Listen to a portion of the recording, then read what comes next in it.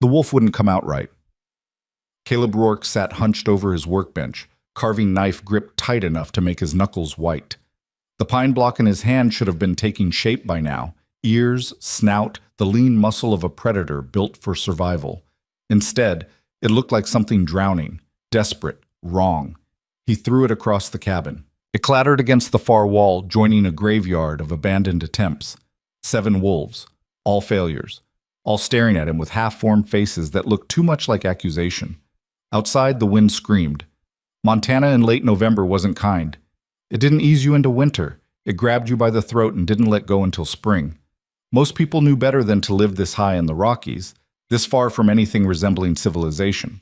Most people had survival instincts. Caleb had something else. He stood, joints popping, and crossed to the window. Nothing out there but white. Snow piled 3 feet high against the cabin walls, and the pines beyond bent low under the weight of ice.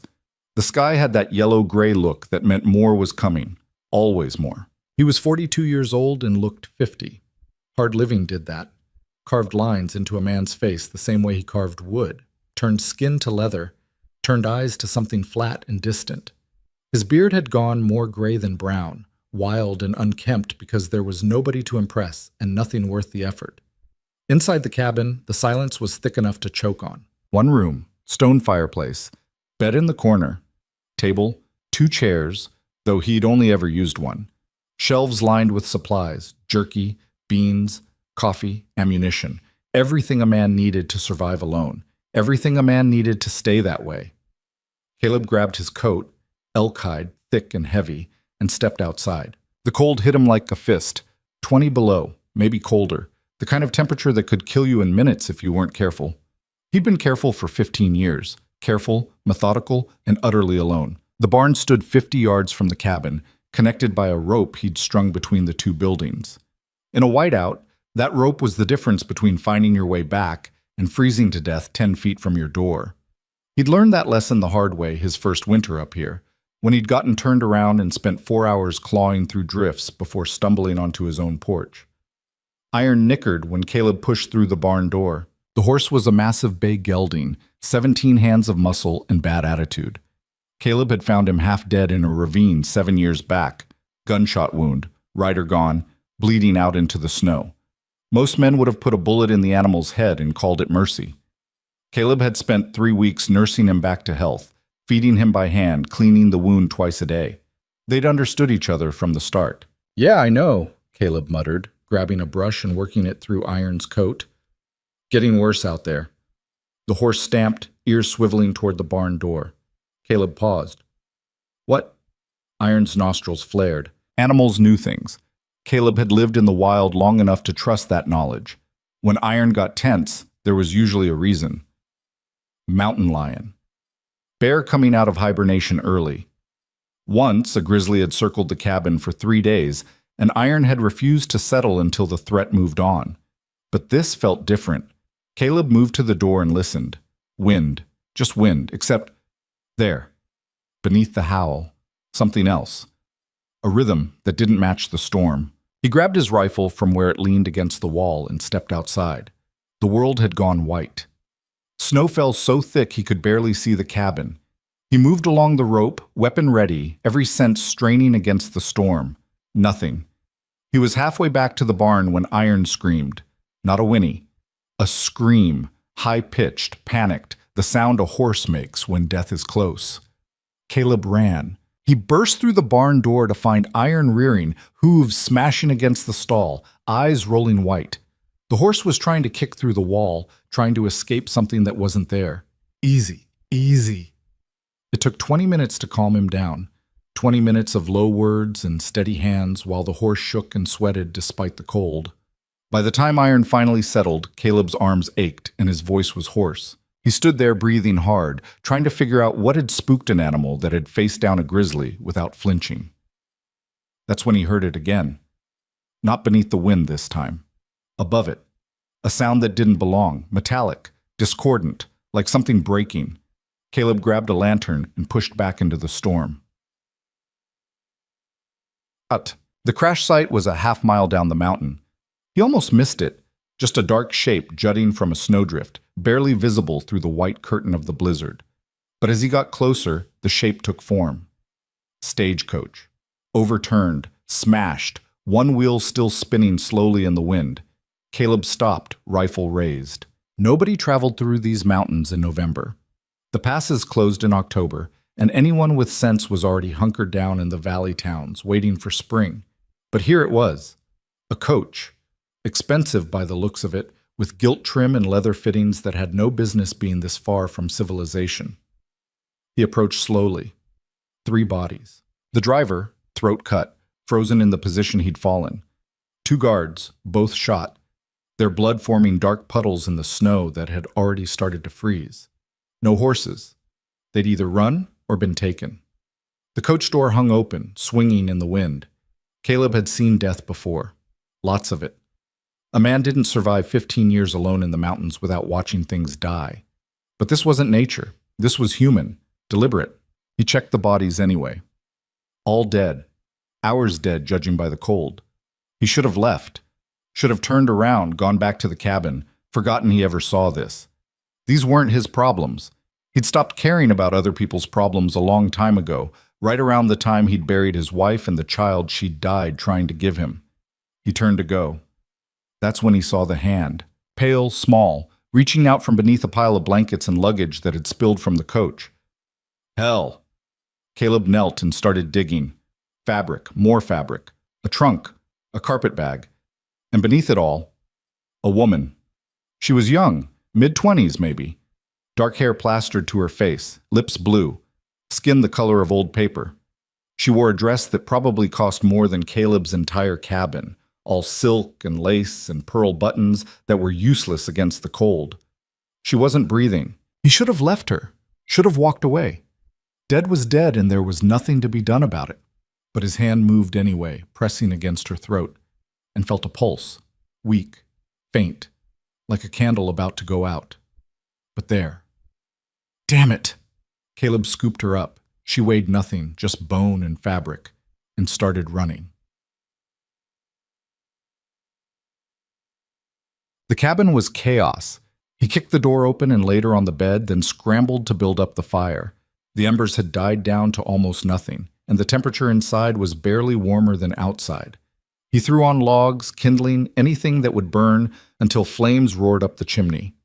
The woman didn't move. He stripped off her wet clothes, no room for modesty when someone was dying, and wrapped her in every blanket he owned. Her skin was ice. Her breathing so shallow he had to lean close to feel it. Hypothermia. Advanced. Maybe too far gone. Caleb had seen it kill strong men, had seen trappers freeze to death in their sleep, their bodies simply giving up when the cold got too deep. This woman was small, delicate, probably hadn't eaten in days. The odds were bad. He heated water and tried to get some down her throat. Most of it dribbled out. He rubbed her hands, her feet, trying to get circulation back. Nothing. Hours passed.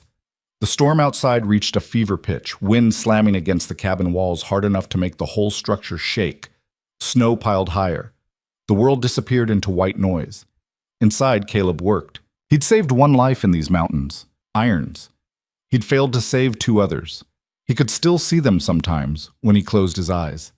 Sarah, her face twisted in pain. The baby that never took a breath. The frozen ground that had been too hard to dig deep enough. He couldn't do it again. Couldn't watch someone die while he stood there useless. So he kept working. Changed the blankets when they got damp from her body heat starting to return. Kept the fire roaring. Heated stones and placed them around her. Talked to her, low, constant words that didn't mean anything but filled the silence. Come on, fight. You survived a crash, survived however many hours in that snow. Don't quit now. Her eyelids flickered. Caleb leaned closer. That's it. Come back. She coughed, wet, painful. Her eyes opened halfway, brown, confused, terrified. Where? The word came out as barely a whisper. Safe, Caleb said. You're safe. Her eyes rolled back.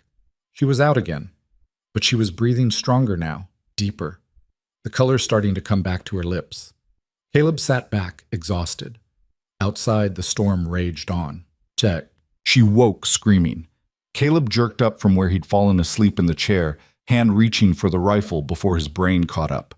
The woman was sitting upright in bed, blankets clutched to her chest, eyes wide and wild. She was looking around the cabin like a trapped animal, breath coming in short, sharp gasps. Hey, hey, you're okay. She spun toward him, and for a second he thought she might bolt, but there was nowhere to go. One door, one room, and outside the storm was still howling. Where am I? Her voice was rough, damaged from the cold. My cabin, about 15 miles north of Clancy Peak. Where's... She stopped, swallowed. The coach. Where's the coach? Gone. Wrecked. I found you buried in the snow. The others? Caleb shook his head. Something collapsed behind her eyes.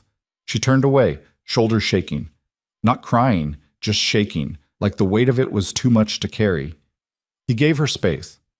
Stood and moved to the stove where he had coffee going. Poured a cup and set it on the table. When you're ready. She didn't move for a long time. Just sat there, wrapped in blankets, staring at nothing. Finally, she reached for the coffee with trembling hands. Took a sip. Winced. It's strong, Caleb said. It's terrible. Yeah, well, I don't get a lot of complaints. She looked at him then, really looked. Taking in the wild beard, the hard face, the rifle leaning against the wall within easy reach. Her eyes narrowed. Did you do it? Do what? The attack. She gestured vaguely. Did you kill them? Caleb felt something cold settle in his chest. If I'd killed them, you wouldn't have woken up. Then who did? Don't know. Don't care. You don't... She laughed, bitter and sharp. 3 people are dead. How can you not care? Because caring doesn't change it. They're dead. You're alive. That's where we are. She stared at him like he was speaking another language, like the concept of not caring was so foreign she couldn't process it. What's your name? He asked. She hesitated. Elena Whitlock. Caleb Rourke. Well, Mr. Rourke, I need to get to Helena as soon as possible.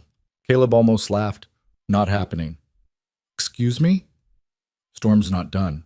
Won't be for days, maybe a week. And even when it clears, the passes are closed. Nobody's going anywhere until spring. The color drained from her face. That's months from now. 4, maybe 5.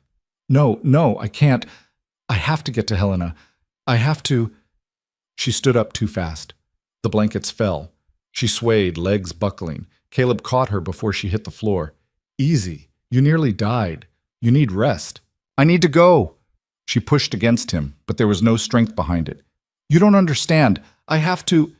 You have to survive. That's all that matters right now. She looked up at him, and he saw it. The desperation. The fear. Whatever she was running from, it was worse than the cold. Worse than the crash. Maybe worse than death. Please, she whispered. Caleb helped her back to the bed. Sleep. We'll figure out the rest later. There's nothing to figure out. I can't stay here. You don't have a choice. Her jaw tightened. There's always a choice. Not this time. She turned away from him, pulling the blankets tight around her shoulders, shutting him out. Caleb moved back to his chair, picked up the piece of pine he'd been carving, the wolf that wouldn't come out right. Outside, the wind howled. Inside, 2 strangers sat in silence, trapped together by circumstance and snow. 3 days passed like a standoff. Elena stayed on one side of the cabin. Caleb stayed on the other. They orbited around each other like hostile planets, speaking only when necessary, each pretending the other wasn't there. It didn't work. The cabin was too small. Every sound echoed. Every movement drew attention. When she shifted in the bed, he heard it. When he worked at the stove, she watched. The silence between them grew thick and uncomfortable, filled with unasked questions and unwanted proximity. Caleb hated it. He'd built this life specifically to avoid this. People, conversation, the messy complication of caring about anyone other than himself. 15 years of perfect isolation, shattered because he'd made the mistake of checking for a pulse. He should have left her in the snow. But watching her now, sitting by the window, wrapped in blankets, staring out at the white emptiness, he knew he couldn't have. She was thinner than when he'd found her, not eating enough, picking at the venison stew and cornbread he made like it was poisoned. Her hand shook when she thought he wasn't looking. Her eyes had dark circles that had nothing to do with the cold. On the fourth day, she broke first. "Why do you live up here?" Caleb looked up from the knife he was sharpening. "Because I want to." "Nobody wants to live alone in the middle of nowhere." "I do." She turned from the window. "What are you running from?"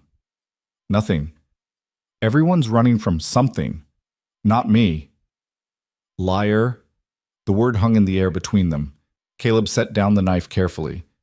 "You want to talk about running? Fine. Let's talk about you.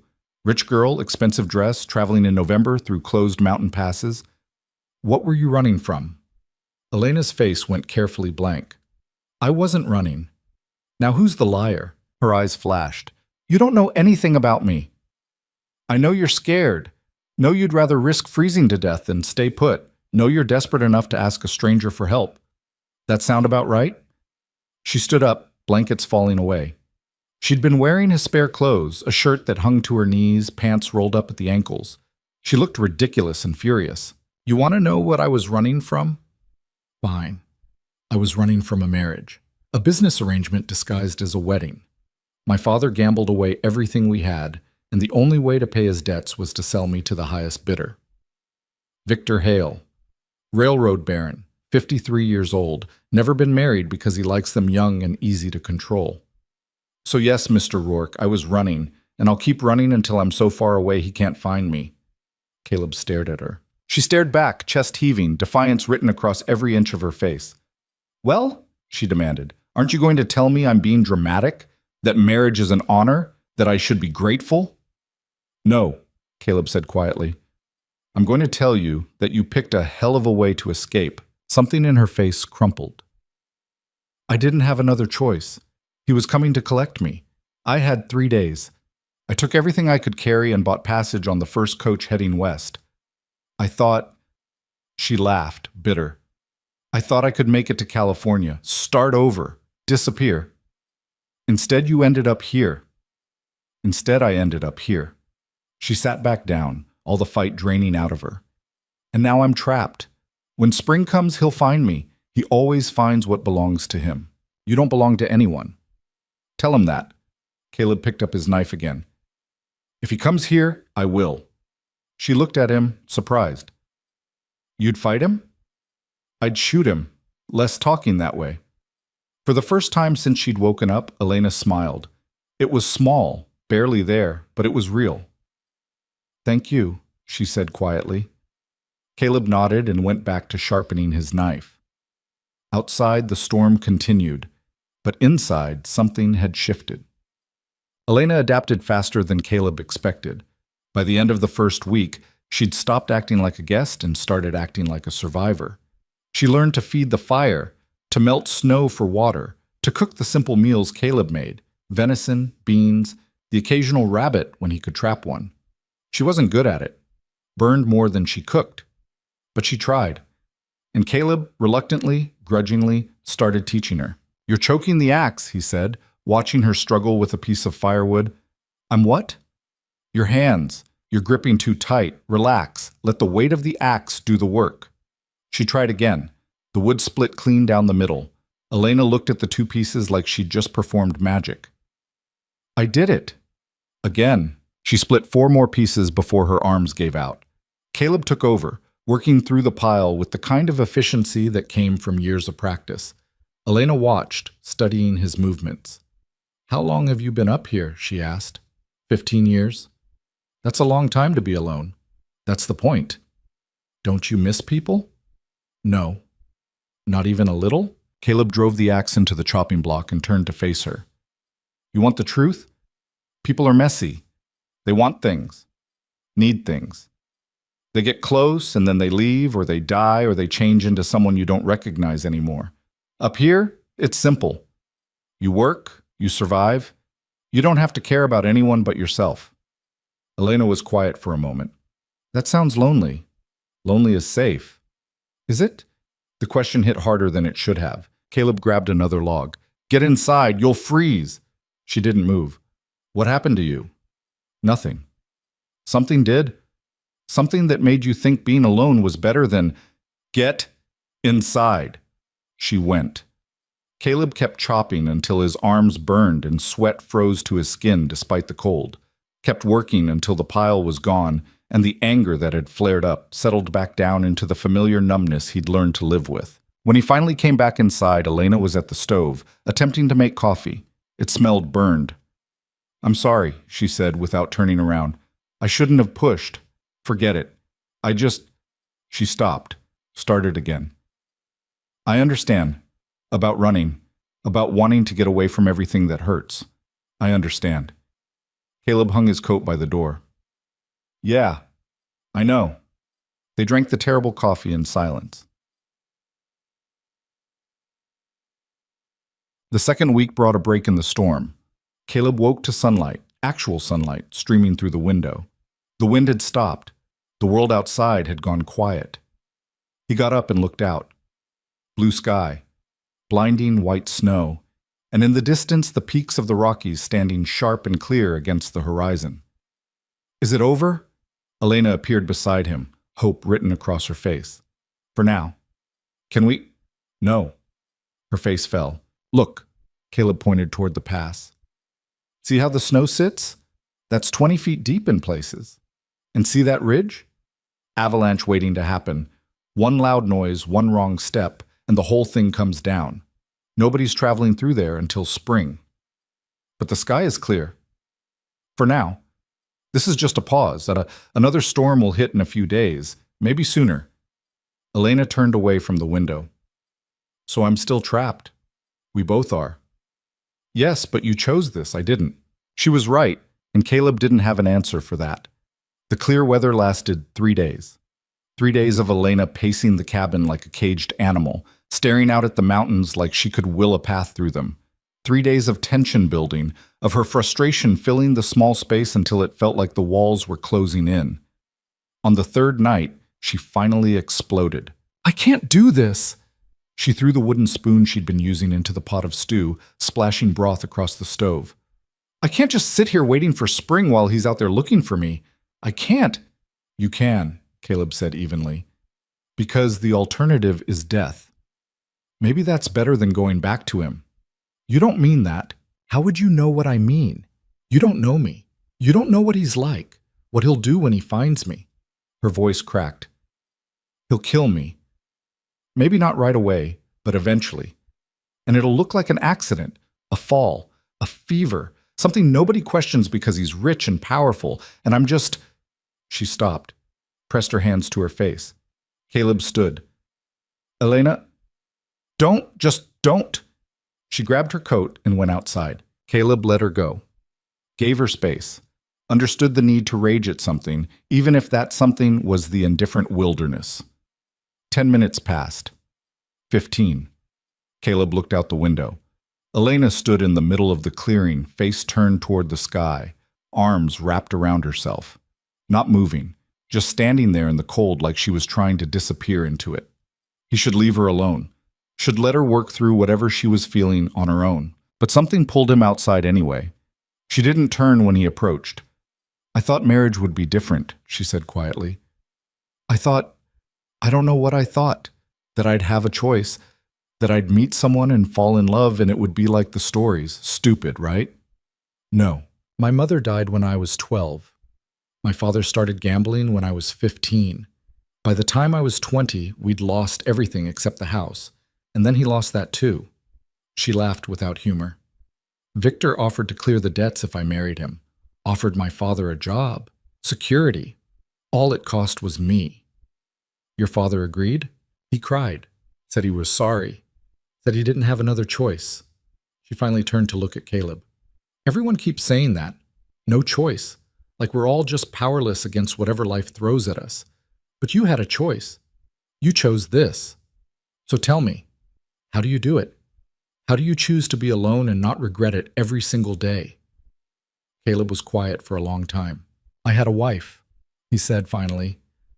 "Sarah. We were young, stupid in love, built a life together down in the valley.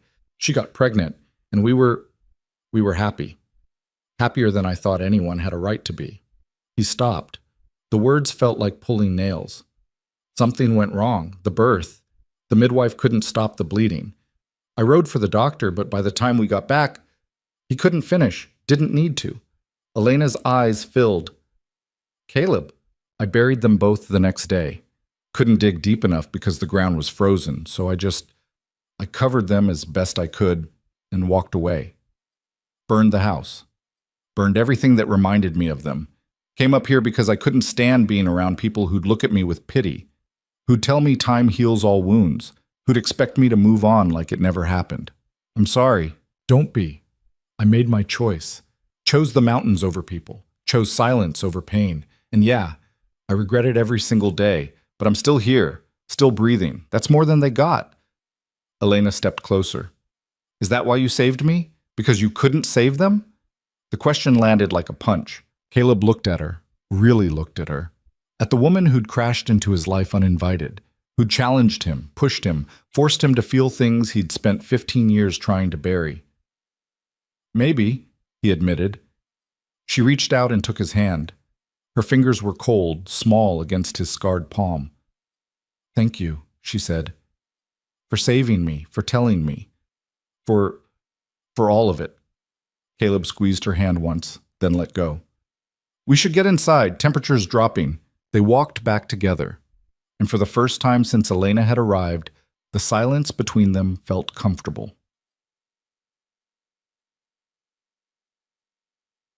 The routine settled in after that. Mornings, Caleb would check on iron and split wood while Elena made breakfast, which got slightly less terrible with each attempt.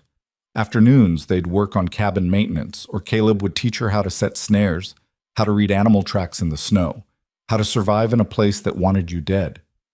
Evenings, they'd sit by the fire and talk. Elena told him about growing up in Boston, about her mother, who taught her to read and play piano and see the world as something beautiful instead of cruel, about the slow collapse of her father after the death, the gambling, the debt collectors who'd started showing up at their door.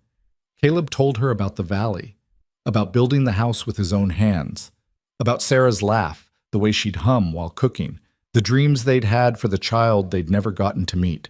It hurt to talk about, but it also felt lighter, like sharing the weight made it easier to carry. Do you think you'll ever go back? Elena asked one night. To the valley? No. Why not? Nothing there for me anymore. Maybe not the same things, but there could be new things, new people. Caleb stared into the fire. I'm not built for people anymore. I don't believe that. Why not? Because you're here, with me, talking, teaching, caring whether I live or die. That's not someone who's given up on people. I didn't have a choice. You were dying. There's always a choice, Elena said, throwing his own words back at him. You could have left me in the snow, but you didn't. That means something. It means I'm an idiot. She smiled. Maybe. But you're my idiot. The words hung in the air between them, carrying more weight than either of them was ready to acknowledge. Caleb stood abruptly. I'm checking on iron. Caleb, be back in a minute. He stepped outside into the cold, needing distance, needing space to think. But the truth followed him anyway. He was starting to care. About Elena. About what happened to her. About whether she smiled or cried or made it through another day. And caring was the one thing he'd sworn never to do again. The next storm hit on a Tuesday. Caleb had been expecting it, had felt it building in the air, seen the way iron got restless, noticed the birds disappearing from the trees. But Elena wasn't prepared. The wind came first, then the snow. Then the temperature dropped so fast the water in their bucket froze solid in less than an hour. Elena stood at the window, watching the world disappear. It's worse than before, she said. Yeah. How long will this one last? Don't know. Could be days, could be weeks. She turned to look at him. And if it's weeks, what do we do? Same thing we've been doing. Wait. I'm tired of waiting. I know. She crossed to where he sat at the table, working on another carving. This one was different, not a wolf, something softer, a bird in flight. What is it? She asked. Robin. Sarah used to love them, said they meant spring was coming. Elena sat down across from him. Can I try? Caleb handed her a knife and a fresh piece of pine. Start with something simple. Just make cuts until you see the shape. She worked in silence for a while, brow furrowed in concentration. The shape emerging from the wood didn't look like anything recognizable, but she kept going, determined. Tell me more about her, Elena said. About Sarah. Why? Because I want to know. Because talking about her seems to help. Because... She paused. Because I like hearing you talk about things you love. Caleb set down his knife. She had red hair, he said slowly. Curly, wild. She hated it. Spent hours trying to tame it, but it never worked. I loved it. Loved how it caught the light. How it smelled like lavender because she'd make soap from the plants she grew. She sounds beautiful. She was. Inside and out. Kind, patient, better than I deserved. I doubt that.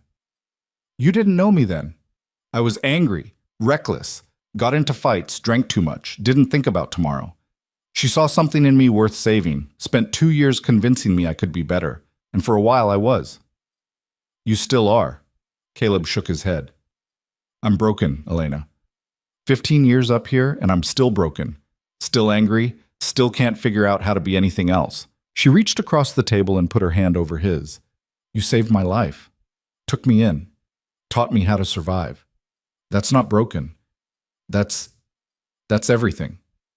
He looked at her hand on his, small, warm, real. Elena, the window shattered. Glass exploded inward as something smashed through, heavy, fast, lethal. Caleb threw himself across the table, knocking Elena to the floor as the object embedded itself in the far wall. An axe. His axe. The one he'd left outside by the chopping block. Caleb grabbed his rifle and moved to the window, staying low. Outside, through the snow and wind, he saw them. 3 riders. Dark shapes against the white, moving toward the cabin. No, Elena whispered. No, no, no. You know them? He found me. Victor found me. Caleb's jaw tightened. Get to the corner, behind the bed. Don't move. Caleb, now. She scrambled to the corner, terror written across her face. Caleb checked his rifle. 6 rounds. He had more ammunition in the box by the door, but if this turned into a fight, 6 might not be enough. The riders stopped 50 feet from the cabin. One of them dismounted, tall, well-dressed even in the cold, moving with the confidence of a man who'd never been told no. Victor Hale. He walked toward the cabin like he owned it, like he owned the whole mountain. Elena, his voice carried over the wind, smooth and cultured. I know you're in there. Come out. Let's talk about this like civilized people. Caleb moved to the door, rifle ready. She's not coming out, he called back. Victor stopped. And who might you be? Nobody you need to know. Ah, the hermit. Yes, I heard about you, the ghost in the mountains, the man who wanted to be left alone. Victor smiled. Well, I'm afraid I can't do that. See, you have something that belongs to me. She doesn't belong to anyone. Legally, she does. We're engaged. She signed a contract. Ran away before the wedding, but that doesn't change the facts. Facts change when she doesn't want you. Victor's smile faded. This isn't your concern, friend. Walk away. Forget you ever saw her. I'll make it worth your while. No. No? Victor's voice hardened. Do you have any idea who I am? What I'm capable of? I could buy this entire mountain. Buy you. One word from me and you'll disappear like you never existed. You're welcome to try. For a moment, nobody moved. Then Victor gestured and the other 2 riders dismounted, both armed, both moving to flank the cabin. Caleb's finger found the trigger. Last chance, Victor called. Send her out, or we come in. Come ahead, Victor nodded, and the world exploded into violence. The first shot punched through the doorframe 6 inches from Caleb's head. He dropped, rolled, came up firing. The rifle kicked hard against his shoulder, once, twice. The man on the left went down screaming, clutching his leg. The one on the right dove behind the woodpile. Victor didn't move, just stood there in the snow, watching.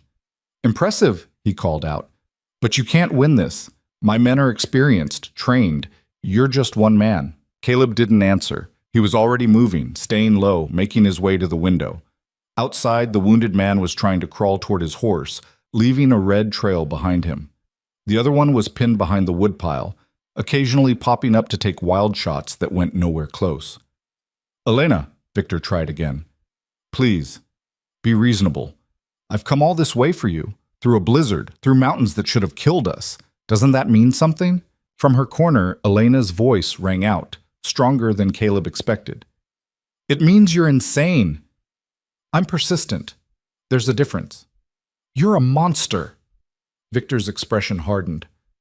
"I'm a man who keeps what's his. You signed a contract, Elena, made promises. Your father made promises.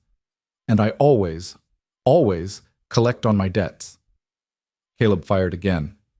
The shot splintered the woodpile, sending the hidden gunman scrambling for new cover. 3 rounds left. He needed to make them count. "This is your last warning," Victor said. "Send her out now, or I burn that cabin to the ground with both of you inside." "Try it." Victor smiled. It was the coldest thing Caleb had ever seen, emptier than the wind, more lifeless than the frozen bodies he'd found in that stagecoach. "As you wish." The man behind the woodpile pulled something from his coat. Even through the snow, Caleb recognized it. A torch, already lit. "No!" The gunman threw it. The torch arced through the air, spinning end over end, trailing smoke and flame. It hit the cabin roof and stuck there, wedged between the logs. Within seconds, the dry wood caught. Fire spread fast, unnaturally fast. They'd soaked the torch in something, oil, alcohol, whatever burned hot and quick. Smoke started seeping through the ceiling. "Caleb!" Elena's voice cracked with panic. He didn't have time to think, just moved. Grabbed the water bucket, half frozen but still liquid, and threw the contents at the spreading flames. It helped. Barely. The fire slowed but didn't stop. Another torch came through the broken window. This one landed on the floor, right next to the bed. The blankets caught immediately, flames climbing toward the rafters. "Out!" Caleb grabbed Elena's arm. "We have to go out." "They'll kill us." "They'll kill us if we stay." He threw open the door and fired blind into the snow. 2 shots, his last 2, just to make them duck. Then he pulled Elena through, half dragging her toward the barn. Gunfire erupted behind them. Something hot whipped past Caleb's ear. Another shot kicked up snow at his feet.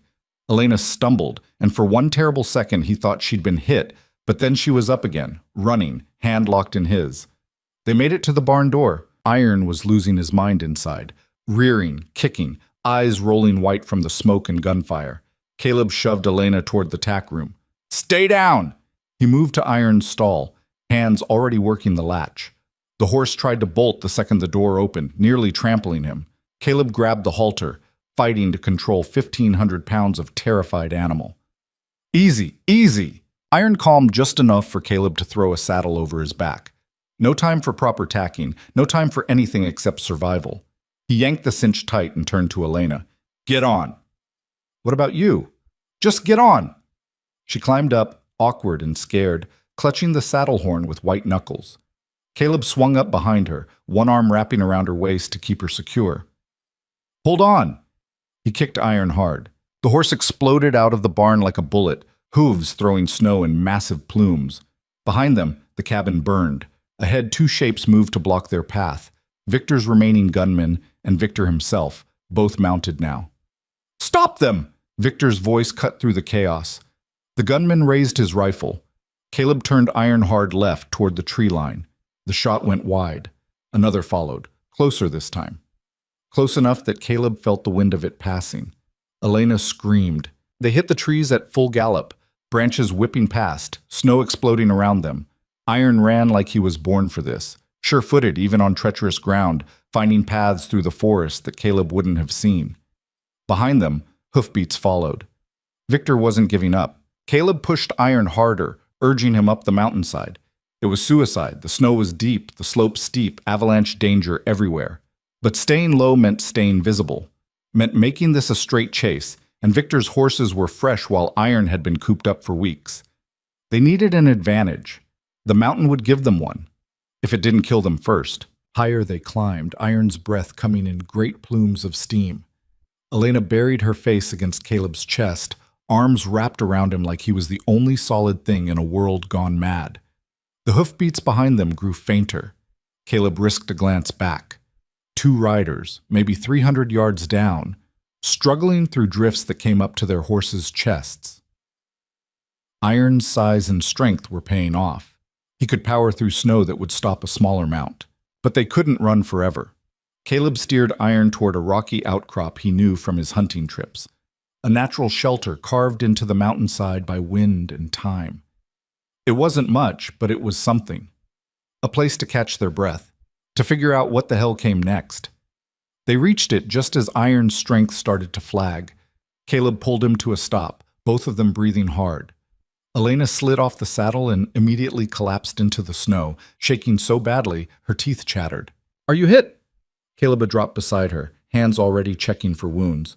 No, just scared. We're safe. For now." "Safe?" She laughed, high and brittle. "They just burned down your home, shot at us. How is any of this safe?" "Because we're alive. That's all that matters." She looked at him like he'd lost his mind. Maybe he had. But they didn't have time for breakdowns or panic attacks. Victor was still out there, still hunting, and this outcrop wouldn't hide them for long. Caleb checked Iron. The horse was exhausted but uninjured. Good. They'd need him again soon. "Why won't he stop?" Elena's voice was small, lost. "What did I do that was so terrible he'd rather kill me than let me go?" "It's not about you. It's about control, about winning." Caleb stripped off his coat and wrapped it around her shoulders. Men like him don't see people. They see possessions. And they don't like it when their possessions get ideas about freedom. My father promised me to him, sold me like livestock. Your father was desperate and stupid. Doesn't make it right. But it's legal. Victor has the law on his side, the contract. To hell with the contract. You're not a thing to be bought and sold. Elena looked at him, something fierce and grateful shining through the fear in her eyes. "Then what do? We can't run forever. We have no food, no supplies, nowhere to go. And he'll just keep coming." She was right, and Caleb knew it. They were backed into a corner with winter on all sides and death closing in. No cabin to return to. No safe place to hide. Just 2 people and a horse against the combined forces of wealth, power, and a mountain that didn't care who lived or died. Caleb looked out at the landscape, white and vast and merciless. Then he looked back at Elena and made a decision. "We fight." "What?" "We stop running, we turn around, and we fight." "Are you insane? There are 3 of them." "2, Caleb corrected. "I hit one in the leg, he's not chasing anyone." 2 trained gunmen and a man with unlimited money versus us. Those aren't good odds. "No, they're not." Caleb moved to Iron and started checking the saddle. "But they're the only odds we've got. We keep running, we die. Exposure, starvation, getting picked off when we're too weak to fight back. Or we make a stand now while we still have strength. On what grounds?" This is his word against ours. His money against nothing. "On the grounds that you don't want to marry him. That should be enough." "Should be. Isn't." Caleb turned to face her fully. "Then we make it enough. One way or another, this ends today. Either we walk away free, or we don't walk away at all." "Yeah." Elena stood up slowly. Her whole body was shaking, from cold, from fear, from the weight of what he was suggesting. But when she spoke, her voice was steady. "Okay." "Okay?" "I'm tired of running, tired of being scared. If I'm going to die, I'd rather die fighting than die running." Caleb felt something shift in his chest. Pride, maybe. Or respect.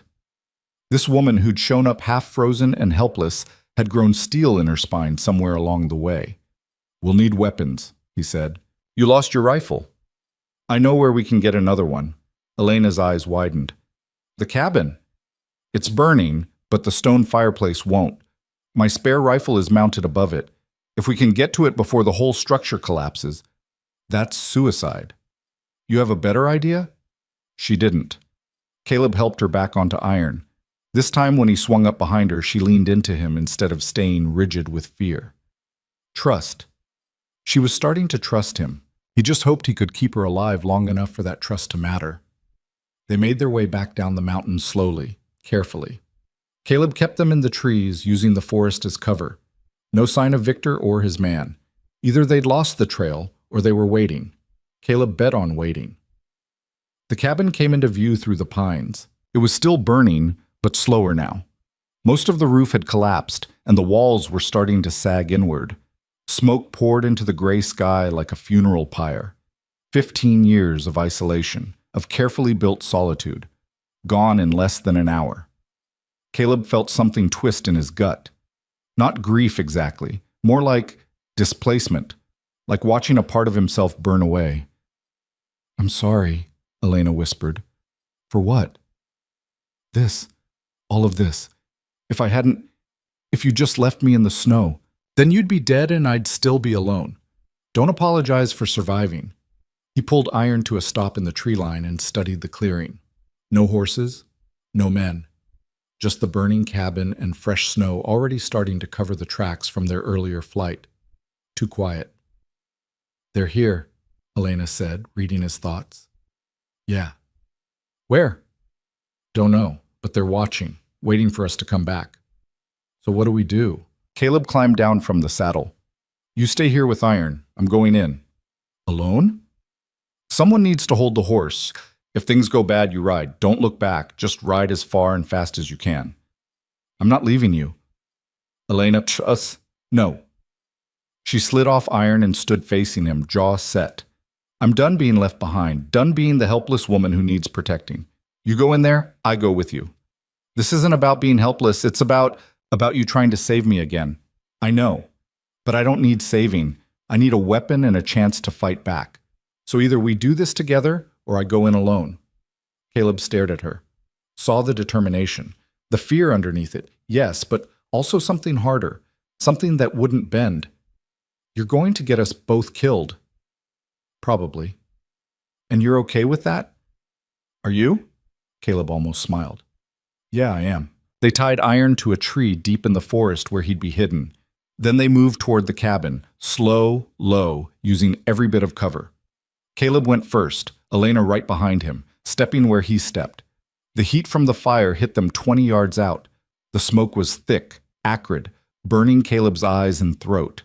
He pulled his shirt up over his nose and mouth and kept moving.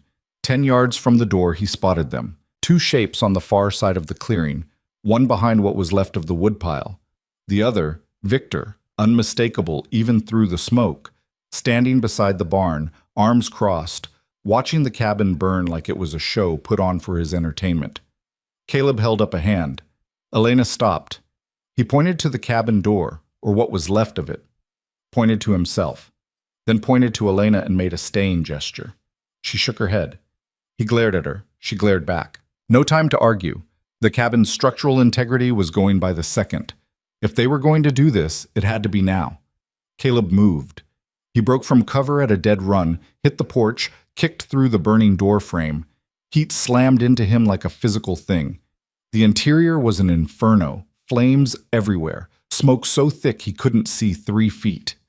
But he knew this cabin, knew every inch of it. He moved by memory, hands outstretched, feeling his way toward the fireplace. The heat was incredible. His skin felt like it was shrinking. His lungs screamed for clean air. There. Stone. Cool compared to everything else. He felt up the face of the fireplace, fingers searching for the pegs where his spare rifle hung. Empty. No. He searched again, higher, lower. Nothing. The rifle was gone. Either fallen into the fire or taken by Victor's men, or a board gave way beneath his feet. Caleb dropped, crashed through into the root cellar below. He landed hard, air exploding from his lungs. Above him, the cabin groaned, a sound like the mountain itself shifting. It was coming down. He scrambled up, looking for a way out. The entrance to the cellar was blocked by burning debris.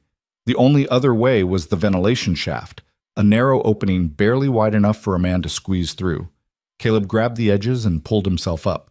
He was halfway out when he heard it. A scream. Elena. Caleb hauled himself the rest of the way out of the shaft and ran. The clearing had erupted into chaos. Elena was struggling against Victor's gunman, a big brute of a man who had her by the arm, trying to drag her toward the horses. She was fighting like a wildcat, kicking, biting, clawing at his face. Victor stood watching, amused. Caleb didn't think, just charged. He hit the gunman from behind, all his weight and momentum driving them both into the snow. The man was bigger, heavier, but Caleb had 15 years of mountain survival making him hard as iron. He got his arm around the man's throat and squeezed. The gunman thrashed, reaching back, trying to gouge Caleb's eyes. Caleb held on, squeezed harder. Elena scrambled away. The gunman's struggles got weaker, then stopped. Caleb shoved the body away and looked up. Victor had a gun pointed at Elena's head. "Enough," Victor said calmly. Caleb froze. "That's better." Victor's finger rested lightly on the trigger. "Now, here's what's going to happen. You're going to step away from my man. You're going to walk into those trees and disappear. And Elena is going to come with me. Voluntarily." "Like hell," Elena started. Victor pressed the gun against her temple. "I said voluntarily. You can walk or I can drag your corpse. Either way, you're coming. If you kill her," Caleb said quietly, "you get nothing. No wedding, no legitimacy, just murder." "Who's going to prove it? You? The hermit nobody knows exists? The man who lives alone in the mountains with no witnesses?" Victor smiled. "I'll tell them she died in the storm. Tragic accident. I tried to save her, but the cold was too much. Everyone will believe me because I'm Victor Hale, and Victor Hale doesn't lie." "Yes, you do." Elena's voice was shaking, but clear. "You lied to my father, told him you'd take care of me, give me a good life. But you don't want a wife, you want property. What I want is irrelevant. What I have is a contract. Contracts can be broken. Not by you. You have nothing, no money, no power, no options. I own you, Elena. The sooner you accept that, the easier this will be." Elena looked at Caleb. Their eyes met across the snow and smoke. He saw the question there. "What do we do?" And beneath it, the trust. "Whatever you say, I'll do it." Caleb looked at Victor, at the gun, at the cold certainty in the man's eyes. Then he looked past him and smiled. "What's so amusing?" Victor demanded. "You made a mistake." "Did I?" "Yeah, you forgot about iron." Victor's expression flickered. "What?" The horse hit him from behind like a locomotive. 1,500 pounds of angry gelding, running full speed, driven by some instinct that told him Caleb needed help. Iron's shoulder caught Victor square in the back, launching him forward. The gun flew from his hand. Elena dove away. Victor hit the ground hard. Iron reared up, hooves coming down. "No!" Caleb shouted. The horse stopped, hooves inches from Victor's head. Stood there, breathing hard, eyes locked on the man who'd threatened his people. Caleb ran to Elena. "You okay?" She nodded, speechless. Victor groaned and tried to sit up. Blood ran from his nose, already freezing in the cold. He looked at Caleb with pure hatred. "You're dead, both of you. I will hunt you to the ends of the earth. I will use every resource I have. I will—" "Shut up." Caleb grabbed the fallen gun and pointed it at Victor's chest.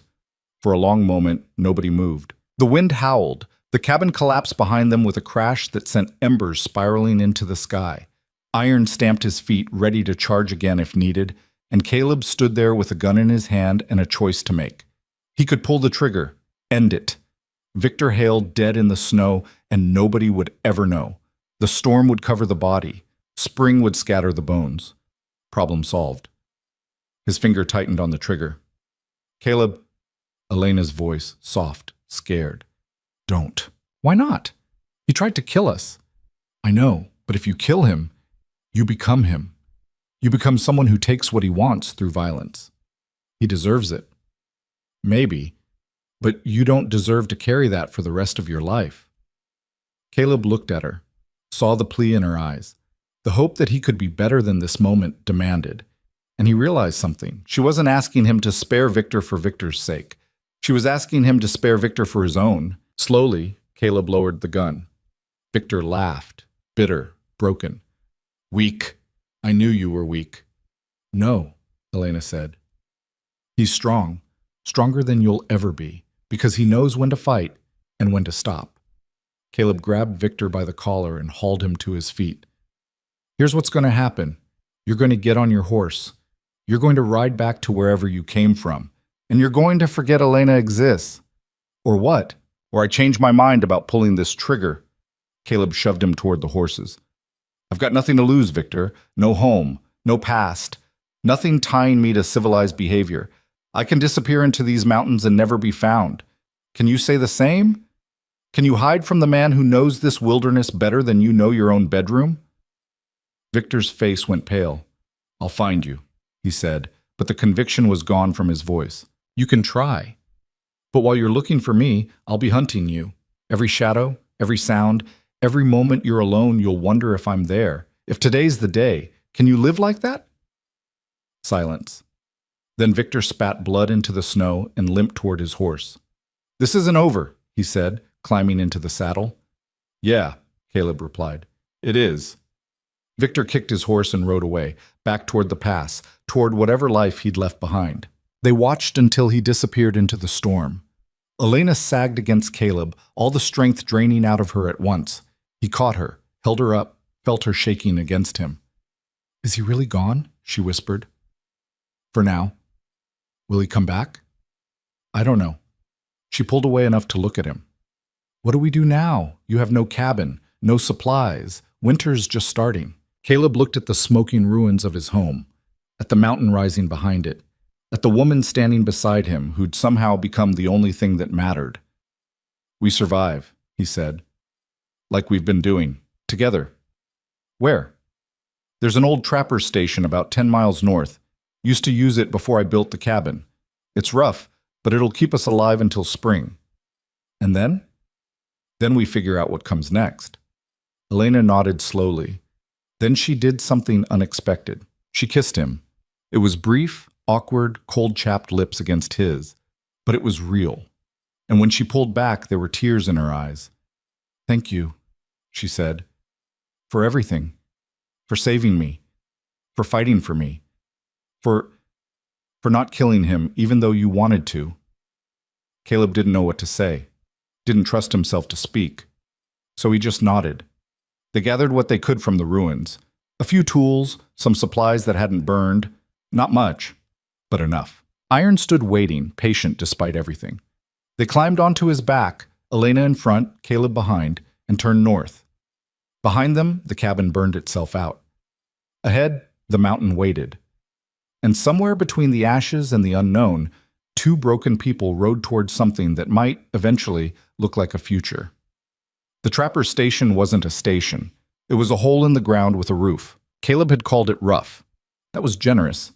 The structure was half buried in the mountainside, 3 stone walls, 1 wooden wall that looked ready to collapse, and a roof made of logs and sod that leaked in a dozen places. Inside, the space was maybe 10 feet by 12. Dirt floor. No windows. A fire pit in the center with a hole in the roof for smoke that didn't work half the time. Elena stood in the doorway and stared. This is it? This is it. We're going to die here. Probably not. Caleb slid off iron and started unloading their meager supplies. I lived here for 2 winters before I built the cabin. It's not comfortable, but it works. Elena stepped inside. The ceiling was so low Caleb had to duck. She could stand upright, barely. The smell hit her immediately. Earth and old smoke and something else. Something wild. What is that smell? Bear. Used to den here before I claimed it. Comes back sometimes to check if I'm still around. A bear. Yeah, a bear lives here. Used to. Haven't seen him in years. Probably dead by now. Elena turned to look at him. That's not reassuring. Wasn't trying to be reassuring, was trying to be honest. She wrapped her arms around herself. The temperature inside was maybe 5 degrees warmer than outside. Maybe. Her breath still plumed in the air. The dirt floor was frozen solid. This was going to be a very long winter. Caleb got a fire going while Elena explored what little there was to explore. A pile of old furs in one corner, moth-eaten and stiff but better than nothing. Some rusted traps hanging from pegs in the wall. A water barrel, empty and cracked. And carved into the stone above the fire pit, barely visible in the dim light, were tally marks. Hundreds of them. What are these? Elena ran her finger along the marks. Caleb didn't look up from the fire. Days. Days? First 2 years I was up here. Counted them. Thought I was keeping track of time. Really, I was just... He stopped. Doesn't matter. But Elena understood. He was counting the days since Sarah died, counting the distance between who he'd been and who he was becoming, counting himself into oblivion. "When did you stop?" she asked quietly. "When I realized it didn't matter. One day or 1,000, they all felt the same." The fire caught. Weak flames flickered to life, throwing dancing shadows across the stone walls. It wasn't much, but it was warmth. It was survival. Elena sat down across from him. "Thank you for bringing me here, for everything." "Don't thank me yet. We've got a long way to go before spring." "I know, but we're alive. That counts for something." Caleb looked at her through the smoke. Her face was smudged with soot. Her hair was wild, tangled. The expensive dress was long gone, replaced by his oversized clothes that made her look like a child playing dress-up. But her eyes were clear, determined. She'd changed since that first night he'd found her buried in the snow. Hardened, grown sharper edges. The soft richness that had clung to her like perfume was gone, burned away by cold and fear and the brutal reality of survival. She was becoming something else, something that belonged in these mountains. "Get some sleep," Caleb said. "Tomorrow, we start building." Building what? A life. A shelter. Whatever we can manage before the real cold hits. Elena laid down on the pile of furs. They smelled terrible, but they were warm. She curled into them, exhausted beyond words. Caleb sat by the fire and watched the flames. Outside, the wind picked up again. The storm that had paused was coming back, and this time it sounded angry. The next morning brought 4 feet of fresh snow and temperatures so cold the spit froze before it hit the ground. Caleb woke to find Elena already up, trying to coax the fire back to life. She was doing it wrong. Too much wood, not enough kindling, but she was trying. "Here," he took over, rebuilding the fire properly. "Small pieces first. Let them catch. Then add the bigger logs." "I knew that." "Did you?" "No." He almost smiled. They ate a breakfast of dried venison and melted snow. It wasn't good. It wasn't supposed to be. It was fuel, energy to get through another day. After, Caleb took Elena outside and showed her what needed to be done. "First, we need more firewood. A lot more. Enough to last until March at minimum." "That's 4 months." "Yeah. We'll need to burn constant to keep from freezing. That means collecting, chopping, stacking every day." Elena looked at the forest around them. "Where do we even start?" "Dead trees.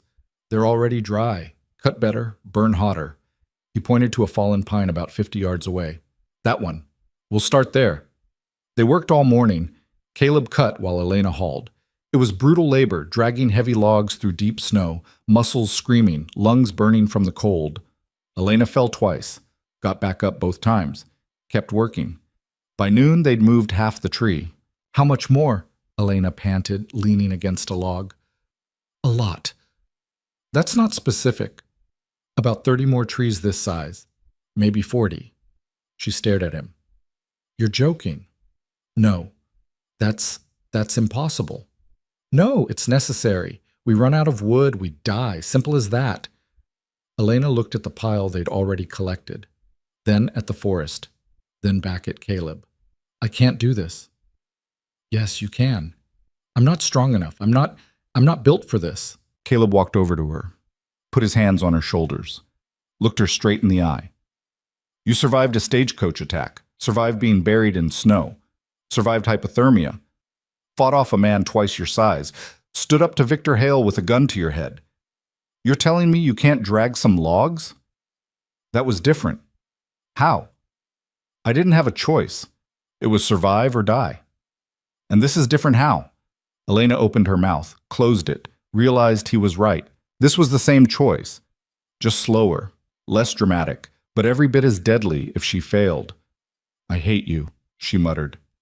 "Good. Use that. Get mad. Mad is strong." She grabbed the rope attached to the log and pulled. They worked until dark, moved the rest of the first tree, started on a second. By the time they stumbled back to the station, both were too exhausted to speak. Elena collapsed onto the furs. "I can't feel my hands." "That's bad. Let me see." He checked her fingers. Red, but not white. Cold, but not frozen. He He rubbed them between his palms, forcing circulation back. Ow, that hurts. Good.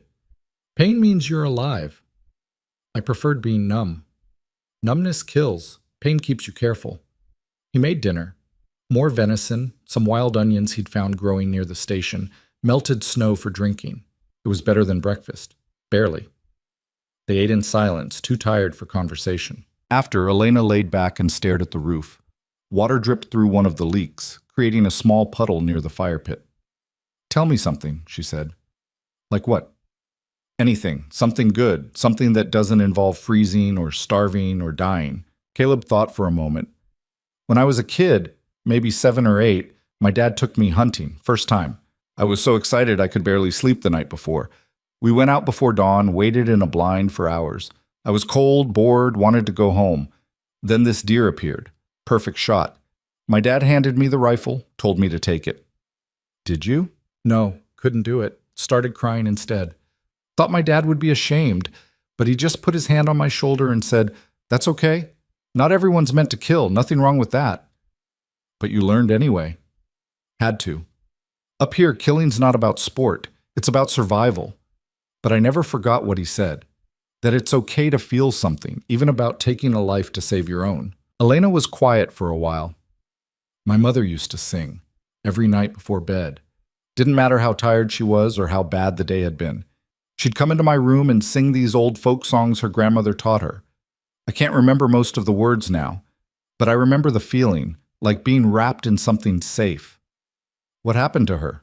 Fever. Came on fast, took her in 3 days. One morning she was singing, the next she was gone. My father fell apart after that. Started gambling because it was easier than feeling. Started losing because he stopped caring. And eventually he lost everything, including himself. That why you ran? Not just from Victor, but from him too? Maybe. I don't know. I just knew I couldn't stay. Couldn't watch him throw away what was left. Couldn't become another thing he sacrificed to pay his debts. Caleb added another log to the fire. You did the right thing. Running. Did I? 3 people are dead because of me. Your cabin is burned. We're living in a hole eating scraps. How is any of that right? Those people didn't die because of you. They died because Victor's insane. My cabin burned because he's a monster. And we're alive because you had the guts to choose yourself over what everyone expected you to do. That's right. That's the only right thing in this whole mess. Elena turned her head to look at him. Do you really believe that? Yeah, I do. She smiled, small and sad and grateful all at once. You're a better man than you think you are, Caleb Rourke. And you're stronger than you know, Elena Whitlock. They fell asleep on opposite sides of the fire, wrapped in moth-eaten furs, listening to the wind trying to tear the roof off. The days blurred together after that. Wake up, feed the fire, eat, work, collect wood, haul water, hunt when they could, trap when they couldn't, check the perimeter for tracks, animal or human, repair the roof, patch the wall, survive. Some days were harder than others. There was the day Elena slipped on ice and fell 10 feet down a ravine, landing hard enough to knock the wind out of her. Caleb climbed down, certain she'd broken something, and found her laughing. Actually, laughing. When he asked why, she said, "Because I'm still alive. I fell off a cliff, and I'm still alive." That's funny. She wasn't wrong. There was the day Caleb's snares caught a mountain lion instead of a rabbit. The cat was young, stupid with hunger, and very angry about being trapped. It took 3 hours and a lot of careful maneuvering to get it free without losing a hand. Elena watched from a safe distance, ready with a makeshift spear, terrified the whole time. Afterward, Caleb was shaking so bad he couldn't light the fire. Elena did it instead. Didn't say anything about his hands, just built the fire and handed him coffee. There was the day they ran out of meat. All the snares were empty, no tracks to follow. The forest had gone quiet in that way it did when a big storm was coming, all the animals already hunkered down. They ate the last of the dried venison for breakfast. How long can we go without food? Elena asked. Depends. Week, maybe 2 if we're careful with our energy. And then? Then we start making bad decisions, taking risks we shouldn't, getting desperate. Sounds like we're already there. She wasn't wrong about that either. Caleb grabbed his rifle, the one he'd found in Victor's dead gunman's saddle. I'm going hunting, real hunting. Stay here. Keep the fire going. If I'm not back by dark, don't say it. Elena, you'll be back. You have to be back. Because I can't do this alone. He wanted to argue, wanted to prepare her for the possibility that sometimes people went into the mountains and didn't come back. But the look on her face stopped him. I'll be back, he said. He meant it. The hunt took him higher than he'd planned, farther than he should have gone. But he picked up tracks, elk, a small herd, and followed them into the high country. Dangerous in winter. The snow was deeper, the wind sharper, avalanche danger everywhere. But they needed food. He tracked the herd for 3 hours before he found them. 6 animals, including a young bull that had wandered away from the group. Vulnerable. Alone. Caleb lined up the shot. The rifle kicked. The elk dropped. Quick, clean. The way it should be. Caleb field dressed it on the spot, working fast before the blood froze. Took the choice cuts, backstrap, tenderloins, haunches. Left the rest for the scavengers. Couldn't carry it all anyway. He was halfway back to the station when the storm hit. Not the slow build he'd expected. This came fast and violent, a whiteout in seconds, wind that hit like fists, snow so thick he couldn't see his own hands. Caleb stopped, tried to get his bearings. Nothing looked familiar. He'd been up here a dozen times, knew these mountains better than most men knew their own towns. But in a whiteout, everything disappeared.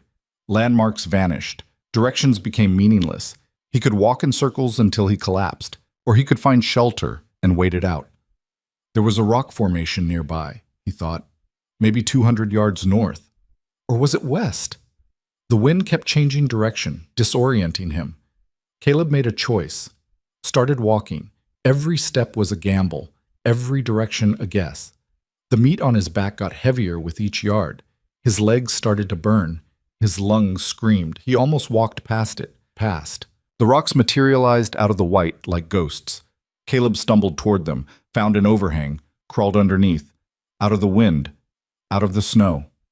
He dropped the meat and collapsed. The storm raged outside his small shelter. Hours passed. The sky got darker. Night was coming, and with it, temperatures that would kill anything stupid enough to be caught outside. Caleb thought about Elena, about the promise he'd made, about whether she'd wait or assume he was dead and try to make it on her own. She'd wait.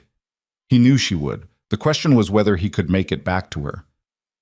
The storm broke sometime after midnight. Caleb woke to silence, the kind that only comes after violence. He crawled out of his shelter and looked around. Stars. Millions of them. The sky cleared enough to see the mountains standing sharp against the night. And there, down the slope, a tiny orange glow. The fire. Elena had kept it burning. Caleb grabbed the meat and started walking. She heard him coming.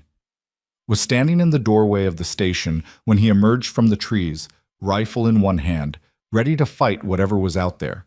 When she saw it was him, she lowered the weapon. "You're late," she said. "Storm." "I noticed." He dropped the meat at her feet. "Elk. Should last us a month if we're careful." Elena looked at the meat, then at him. Then she threw her arms around him and held on like she'd never let go. "I thought—" Her voice broke. "I thought you weren't coming back." "Told you I would. People say things, doesn't make them true. I'm not people." She pulled back enough to look at him. Her eyes were wet. "No, you're not." They brought the meat inside, spent the next hour cutting it into strips for drying, rubbing it with the last of their salt. It was good work, purposeful, the kind that made survival feel less like a fight and more like a choice. "Tell me something else," Elena said while they worked. "Another story. A happy one." "Don't have many of those." "Make one up then." Caleb thought about it. "Okay, once upon a time there was a man who thought he wanted to be alone. Thought isolation was the same as peace. Spent 15 years proving himself right. Then one day, a woman crashed into his life. Literally crashed and ruined everything." This doesn't sound happy. "I'm getting there. The woman was annoying, asked too many questions, couldn't chop wood worth a damn, made terrible coffee. But she was also brave, stronger than she knew, and she made him remember what it felt like to care about something other than just surviving." Elena had stopped working, was watching him now. What happened to them? She asked quietly. Don't know yet. Story's still being written. How do you think it ends? Caleb met her eyes. However we write it. She kissed him again. Different from the first time. Longer, deeper. Like she was trying to pour everything she couldn't say into that single moment. When they broke apart, both were breathing hard. Elena, don't overthink this. Don't tell me all the reasons it's complicated or wrong or impossible. Just be here. With me. Right now. So he was. Winter deepened its grip on the mountain. January came and went, measured in storms and small victories. February arrived with temperatures so cold the trees split with sounds like gunshots. But inside the station, something was growing. Not just survival, not just tolerance, something warmer. Caleb taught Elena to shoot. Started with tin cans on stumps, moved to hunting small game. She was a terrible shot at first, flinched every time she pulled the trigger, couldn't hit anything smaller than the broadside of a barn. But she practiced. Every day. Until her hands stopped shaking and her aim steadied. The first rabbit she killed, she cried. It's okay, Caleb said. I took a life. To save ours. That's the deal. Nothing dies for sport up here. Everything serves a purpose. She wiped her eyes. Does it get easier? No, but you get better at carrying it. Elena learned to track, to read signs in the snow, the difference between deer and elk, predator and prey. Learned to move quietly, to stay downwind, to be patient. She learned to build snares, to skin animals, to cure hides. She learned to survive. And Caleb learned to open up. Not all at once, not easily, but slowly, over shared meals and long nights by the fire, he started talking. About Sarah, about the baby, about the guilt that had driven him into these mountains and the fear that had kept him here. I was afraid if I left I'd forget them, he admitted one night. Like if I rejoined the world, moved on, lived a normal life, it would mean they didn't matter, that I didn't love them enough. That's not how love works, Elena said. No? Love doesn't disappear just because someone dies. It changes shape, maybe. Becomes memory instead of presence. But it doesn't go away. They're still with you, in here. She pressed her hand against his chest. And living doesn't dishonor that. It honors it, because they'd want you to live. Caleb looked at her hand on his chest. How'd you get so wise? I'm not wise. I'm just trying to figure it out like everyone else. You're doing better than most. She smiled. We both are. March arrived with the first signs of thaw. Icicles dripped. Snow settled. The air lost some of its knife-edge sharpness. Spring was coming, and with it, decisions. One morning, Elena woke to find Caleb already up, standing in the doorway, looking out at the mountains. What's wrong? She asked. Nothing, just thinking. About? What happens next? When the pass is clear. When we can leave. Elena's stomach clenched. Do you want to leave? Do you want to stay? The question hung between them. Truth was, Elena didn't know. This winter had been brutal, terrifying. She'd come closer to death more times than she could count, but she'd also never felt more alive, more real, more herself. Back in Boston, she'd been a decoration, a bargaining chip, something pretty to look at and trade. Here, she was necessary, vital, a partner in survival. Going back meant returning to that world, to expectations and contracts and men like Victor who saw her as property. But staying meant, what? A life in the mountains? Seasons of struggle? Aging fast and hard under conditions that broke most people? I don't know, she admitted. I don't know what I want. That's fair. What do you want? Caleb turned to look at her. I want you to be safe, to be happy, to have a choice about what comes next, real choice, not running, not hiding, but actually choosing. And if I choose to stay? With you? Something flickered across his face. Hope, maybe, or fear. Then we figure out how to make that work. Even though it's hard, especially because it's hard, easy doesn't mean anything. Hard is where you find out what you're made of. Elena stood and crossed to him, took his hand. I'm made of whatever you're made of, she said. We survived this together. Maybe we can survive the rest too. Caleb squeezed her hand. Maybe we can. Outside, a bird called, the first one they'd heard in months. Spring was coming, and with it, the future, whatever that meant. But spring didn't come with flowers and gentle warmth. It came with mud and melting ice and the sound of the mountain waking up angry. The first real thaw hit in mid-March.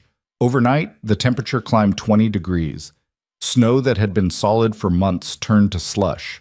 The creek that ran past the station, frozen silent all winter, roared back to life with a violence that shook the ground.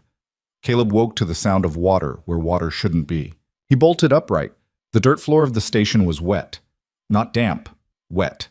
Pooling in the low spots, seeping through cracks in the stone walls. Elena, get up. She was already moving, grabbing their supplies, shoving them toward the high ground near the back wall. Outside, the roar got louder. Caleb pushed open the door. The creek had jumped its banks. Water rushed past the station, brown and churning, carrying debris. Branches, rocks, chunks of ice the size of a man's chest. It hadn't reached them yet, but it was close. 20 feet, maybe less. We need to move, now! They worked fast, grabbing what they could carry. The dried meat, their weapons, the furs, tools. Elena stuffed her arms full while Caleb ran to get iron from where they'd built him a rough shelter against the hillside. The horse was already spooked, eyes rolling, fighting the rope. Easy, easy. Caleb got him loose and led him back toward the station. The water was closer now, 15 feet. The ground beneath Caleb's feet had turned to soup, sucking at his boots with each step. Elena appeared in the doorway, loaded down with their supplies. Where do we go? Higher ground, the ridge. Move. They scrambled up the hillside, slipping in mud, Elena falling twice before Caleb grabbed her arm and hauled her up. Iron followed, sure-footed despite the chaos, trusting Caleb to lead him somewhere safe.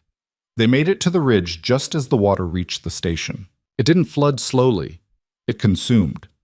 One moment the entrance was clear, the next it was underwater. The wooden wall they'd reinforced all winter buckled, collapsed. The roof sagged, then caved in completely, and the whole structure just disappeared, swallowed by brown water and debris like it had never existed. Elena watched it go, breathing hard. 4 months.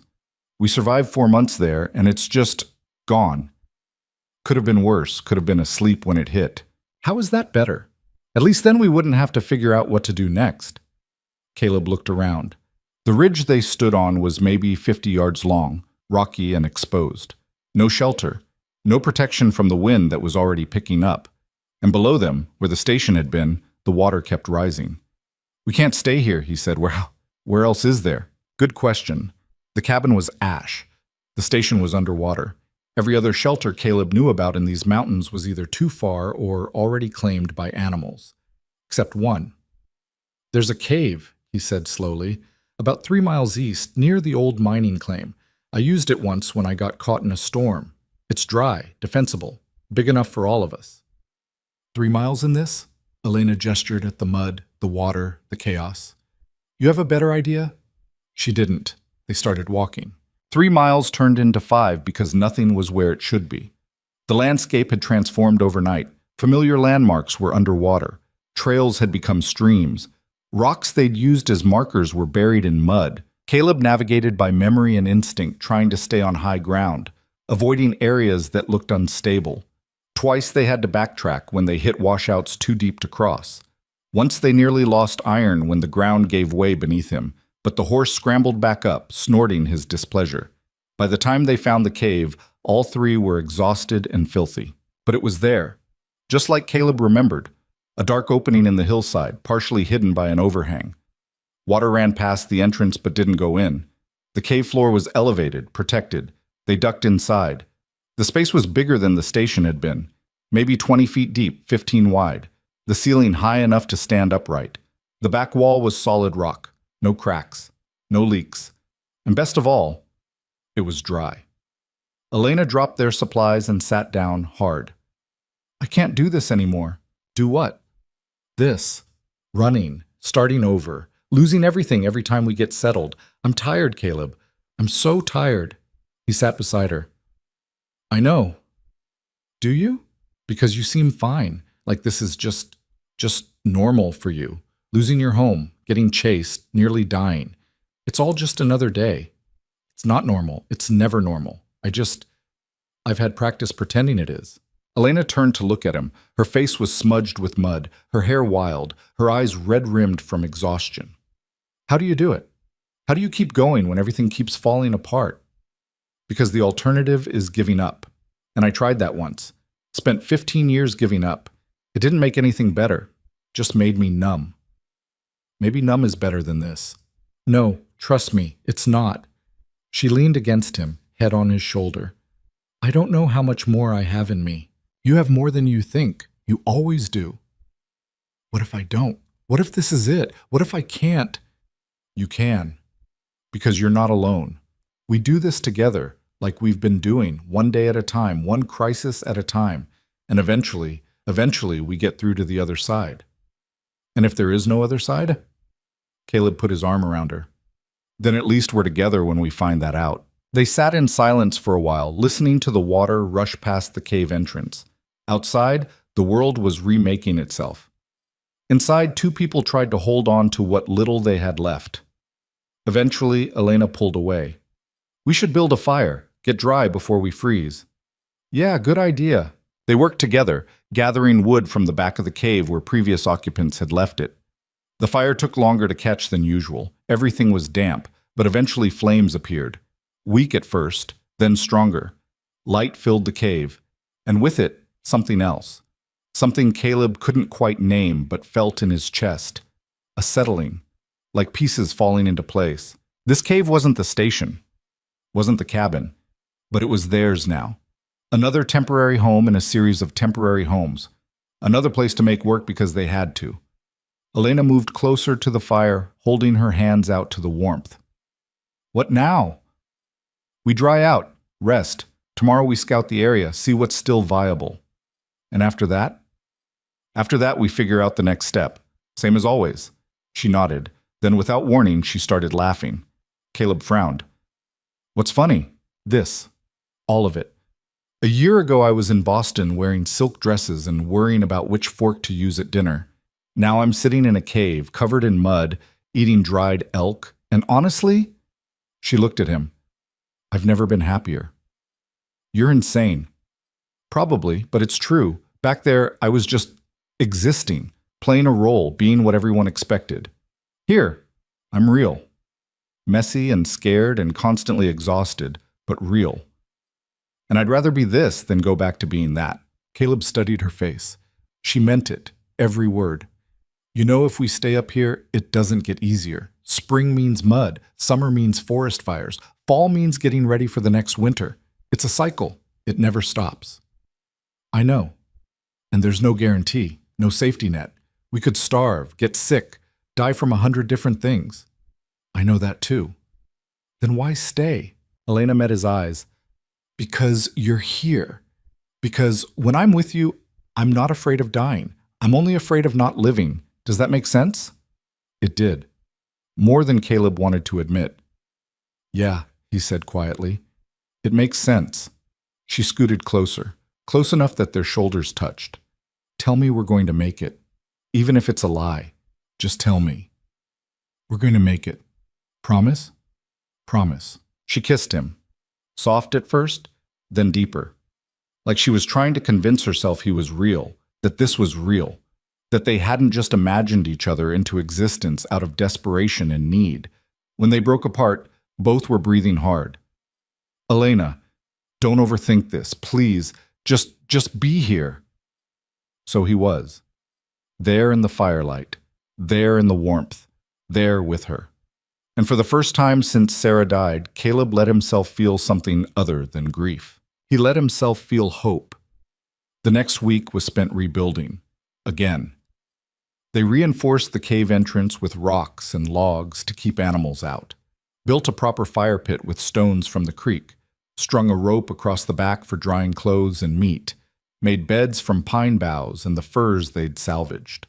It wasn't comfortable, but it was functional. Elena threw herself into the work with an intensity that bordered on obsession. Up before dawn, working until after dark. Building, organizing, improving. Like if she stopped moving, she'd have to think about everything they'd lost. Caleb recognized the pattern. He'd done the same thing after Sarah died, worked himself to exhaustion every day so he'd be too tired to feel anything. "You need to rest," he told her one evening. "I'm fine." "You're not. You're running yourself into the ground." "I said I'm fine." "Elena, don't." She spun to face him, eyes blazing. "Don't tell me what I need. Don't tell me to slow down or take care of myself or any of that. I need to work. I need to stay busy. Because if I stop, if I let myself think about everything, I'll fall apart. And I can't fall apart. Not now. Not when we're so close to what? I don't know. Something. Anything. A life that makes sense, a place we can stay without losing it. I don't know what I'm looking for, but I know I haven't found it yet." Caleb crossed to her, put his hands on her shoulders. "You're looking for certainty, stability, some guarantee that the ground won't keep shifting under your feet." "Yes, exactly. You're not going to find it, not up here, not anywhere. Life doesn't come with guarantees." "Then what's the point?" "The point is we keep trying anyway. We build knowing it might fall apart. We care knowing we might lose everything. We hope knowing we might be disappointed, because the alternative is giving up. And we don't give up. You taught me that." Elena's eyes filled. "I didn't teach you anything. You were already strong. I was already dead, just still breathing. You brought me back, forced me to care again, to want something other than just surviving another day. So yeah, you taught me. You taught me it's okay to hope." A tear slid down her cheek. "What if I can't do this? What if I'm not as strong as you think? Then I'll be strong enough for both of us. Until you find yours again, same way you did for me all winter." She collapsed against him, sobbing. Not quiet tears. Big racking sobs that shook her whole body. Months of fear and exhaustion and loss pouring out all at once. Caleb held her, didn't try to stop her or tell her it would be okay, just held her while she broke and hoped she'd come back together stronger. Eventually, the sobs slowed. Stopped. Elena pulled back, wiping her face. "I'm sorry." "Don't be. I'm a mess. So am I. We're both a mess. That's okay." She almost smiled. "What would we do without each other? Probably die alone in the woods. That's dark, but accurate." This time she did smile. Small, but real. "Yeah, accurate." They sat by the fire that night, not talking, just being, together. And somehow that was enough. April brought more chaos. The flooding continued for 2 weeks before finally receding. By the time the water dropped, the landscape had been rewritten. Trees that had stood for decades were gone, ripped out by the roots. The creek had carved a new channel 1/2 mile from its original path. And everywhere, mud. Thick, slick, impossible mud that made travel treacherous. But with the chaos came opportunity. Fish. Thousands of them, stranded in pools and eddies as the water receded. Caleb and Elena spent 3 days catching as many as they could, smoking them over the fire until they had enough protein to last months. New plants appeared in areas that had been underwater, greens and roots and mushrooms. Elena learned to identify the edible ones, building their food stores beyond just meat. And animals. Drawn by the same resources, deer and elk returned to the valley below the cave. Caleb's hunting improved with the easier access. They weren't just surviving anymore. They were living, building something that looked almost like a future. Then one morning in late April, Elena woke up sick. It started with nausea. She made it outside the cave before vomiting, but barely. Caleb found her leaning against a tree, pale and shaking. "What's wrong?" "I don't know. Stomach. Maybe something I ate?" "We ate the same things." "Then maybe I'm just..." She stopped, went even paler. "Oh no." "What?" Elena looked at him, eyes wide with something that might have been fear or wonder or both. "When was my last monthly bleeding?" Caleb's brain stuttered. What? My cycle. When was..." She counted on her fingers. Counted again. "I haven't bled since January, maybe December. I thought it was the stress. The cold. Bodies shut down when they're under that much strain." "They do?" "Caleb." Her voice shook. "I think I might be pregnant." The world tilted. Pregnant. The word hit Caleb like a physical blow. Images flashed through his mind. Sarah, pale and bleeding. The midwife's helpless hands. The tiny body that never drew breath. The frozen ground. The grief that had swallowed him whole. "No," he said. "No, you can't be. I might be. The nausea. The missed cycles. No." He backed away. "This isn't... We can't... Caleb, you could die." The words exploded out of him. "Do you understand that? We're 3 miles from the nearest town, 50 miles from a doctor. If something goes wrong, if you bleed or the baby's turned wrong or I know the risks. No, you don't. You weren't there. You didn't watch someone you loved die while you stood there useless. You didn't bury..." His voice broke. "You didn't bury them both." Elena stepped toward him. "Caleb, look at me." He couldn't meet her eyes, couldn't face what this meant. "Look at me." Finally he did. She was crying, but her voice was steady. "I'm scared too, terrified, but running away won't change what's happening, and pushing me away won't protect either of us from the pain if something goes wrong. All it does is make sure we face it alone instead of together. I can't lose you. You won't. You don't know that." "No. But I know I have a better chance with you here than with you running. So please, please don't run." Caleb wanted to. Every instinct screamed at him to grab his rifle and disappear into the mountains, to put distance between himself and the possibility of reliving his worst nightmare. But Elena was right.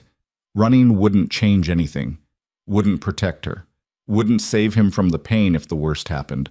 All it would do is make him alone, again. And he'd promised himself, promised her, that he wouldn't be that person anymore. Slowly, Caleb nodded. Okay, we do this together." "Together," Elena repeated. He pulled her close, felt her trembling against him. "We're going to need help. Someone who knows about birthing, medicine, someone who can... The town. We have to go to the town. That's a 3-day walk, maybe more if the trails are still washed out. Then we start tomorrow." "Elena, you can barely keep food down. You're not strong enough to..." "I'm strong enough to do what needs to be done, same as always." She was right about that, too. They spent the rest of the day preparing, packed light, just the essentials. Food, water, weapons. Left Iron with most of their supplies in the cave. He'd be safe there, safer than on the trail where one wrong step could mean disaster. That night, Caleb couldn't sleep. He lay awake, listening to Elena's breathing, thinking about what came next, about all the ways this could go wrong, and about the one way it could go right. A child. His child. Growing inside the woman he'd come to love. Part of him was terrified. But another part, a part he'd thought died with Sarah, felt something else. Joy. Small. Fragile. But there. "You still awake?" Elena's voice in the darkness. "Yeah. Me too." "Scared?" "Terrified. You?" "Same." She rolled over to face him. "Tell me something true, something you've never said out loud." Caleb was quiet for a moment. "I love you. I think I have since that first night when you woke up and accused me of killing everyone. You were fierce and broken and so damn stubborn. And I thought if I could just keep my distance, I'd be safe. Wouldn't get attached. But you didn't let me. You pushed and challenged and made me feel things I'd spent 15 years trying not to feel. And now I can't imagine being without you. So yeah, I love you.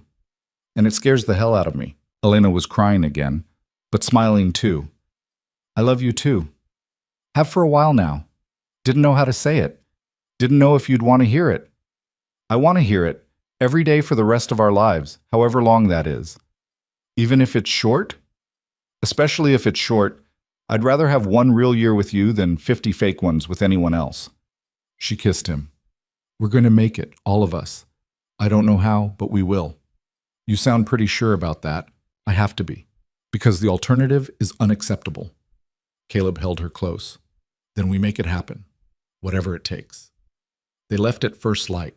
The trail down the mountain was worse than Caleb remembered, washed out in places, blocked by fallen trees in others. They had to detour constantly, adding miles to an already long journey. Elena struggled.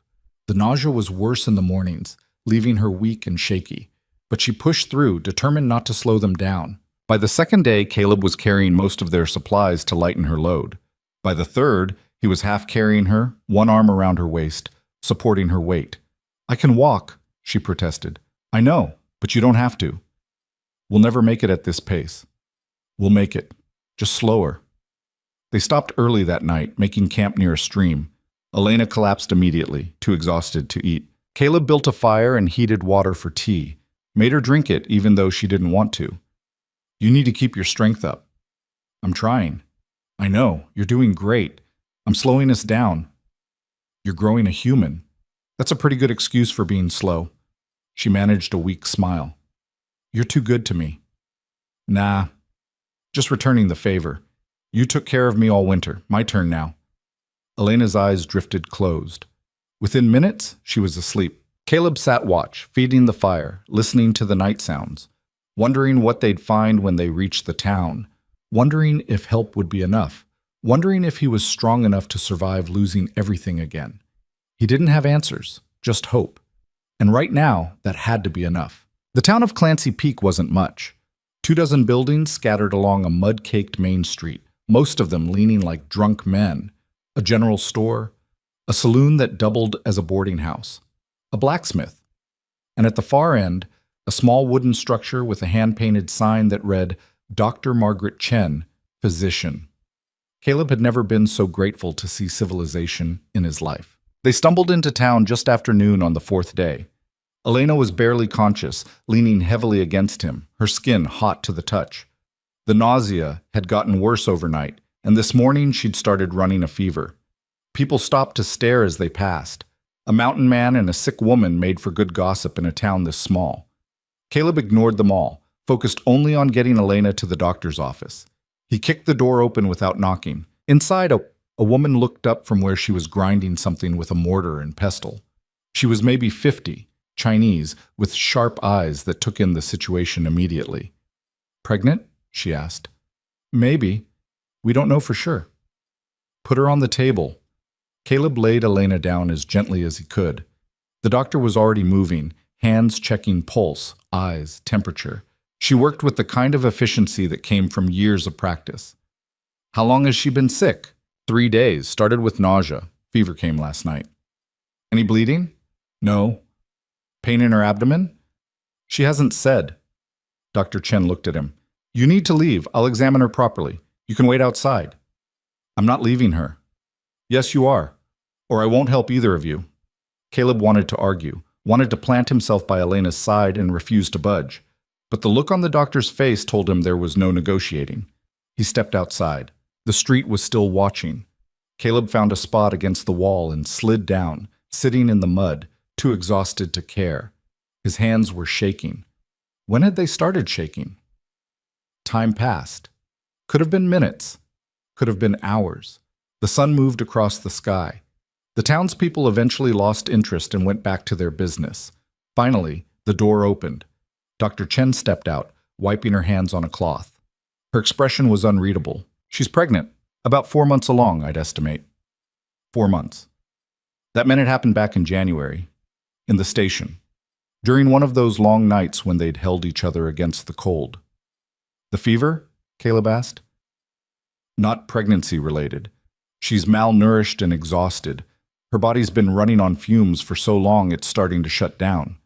The pregnancy is making it worse, but it's not the cause." "Will she—" He couldn't finish the question. "She needs rest. Real rest. Not just a few hours between surviving. She needs proper food, clean water, warmth. If she gets those things, she'll recover. The baby too. And if she doesn't?" Dr. Chen's expression softened slightly. "Then you'll lose them both." "I'm sorry, but that's the truth." Caleb felt the world tilt. "How long? For the rest?" "At least a month. Maybe 2. Until she's strong enough to handle the physical demands of late pregnancy." "We don't have a month. We don't have anywhere to stay." "Then you'll need to find somewhere. Because if you take her back up that mountain now, she won't survive it." The doctor went back inside, leaving Caleb alone with the weight of impossible decisions. He couldn't stay in town. He had no money, no connections. Nobody here knew him, and the few who did probably remembered him as the crazy hermit who disappeared into the mountains 15 years ago. But he couldn't leave either, not if it meant killing Elena and their child. He was still sitting there, trying to figure out what the hell to do, when a shadow fell across him. Caleb looked up. An old man stood there, maybe 70, weathered face creased with lines that could have been from smiling or squinting into too many suns. Hard to tell which. "You're Rourke," the man said. Not a question. "Yeah. Thought you were dead." "Disappointed?" The old man smiled. "Nah, just surprised.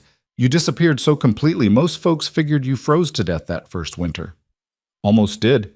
But you didn't, and now you're here, with a pregnant woman who needs help." The old man squatted down, joints popping. "I'm Thomas Greer. Used to run the lumber mill before my son took over. Got a cabin on the edge of town. Small, but it's got a bed and a stove. You and your woman can stay there.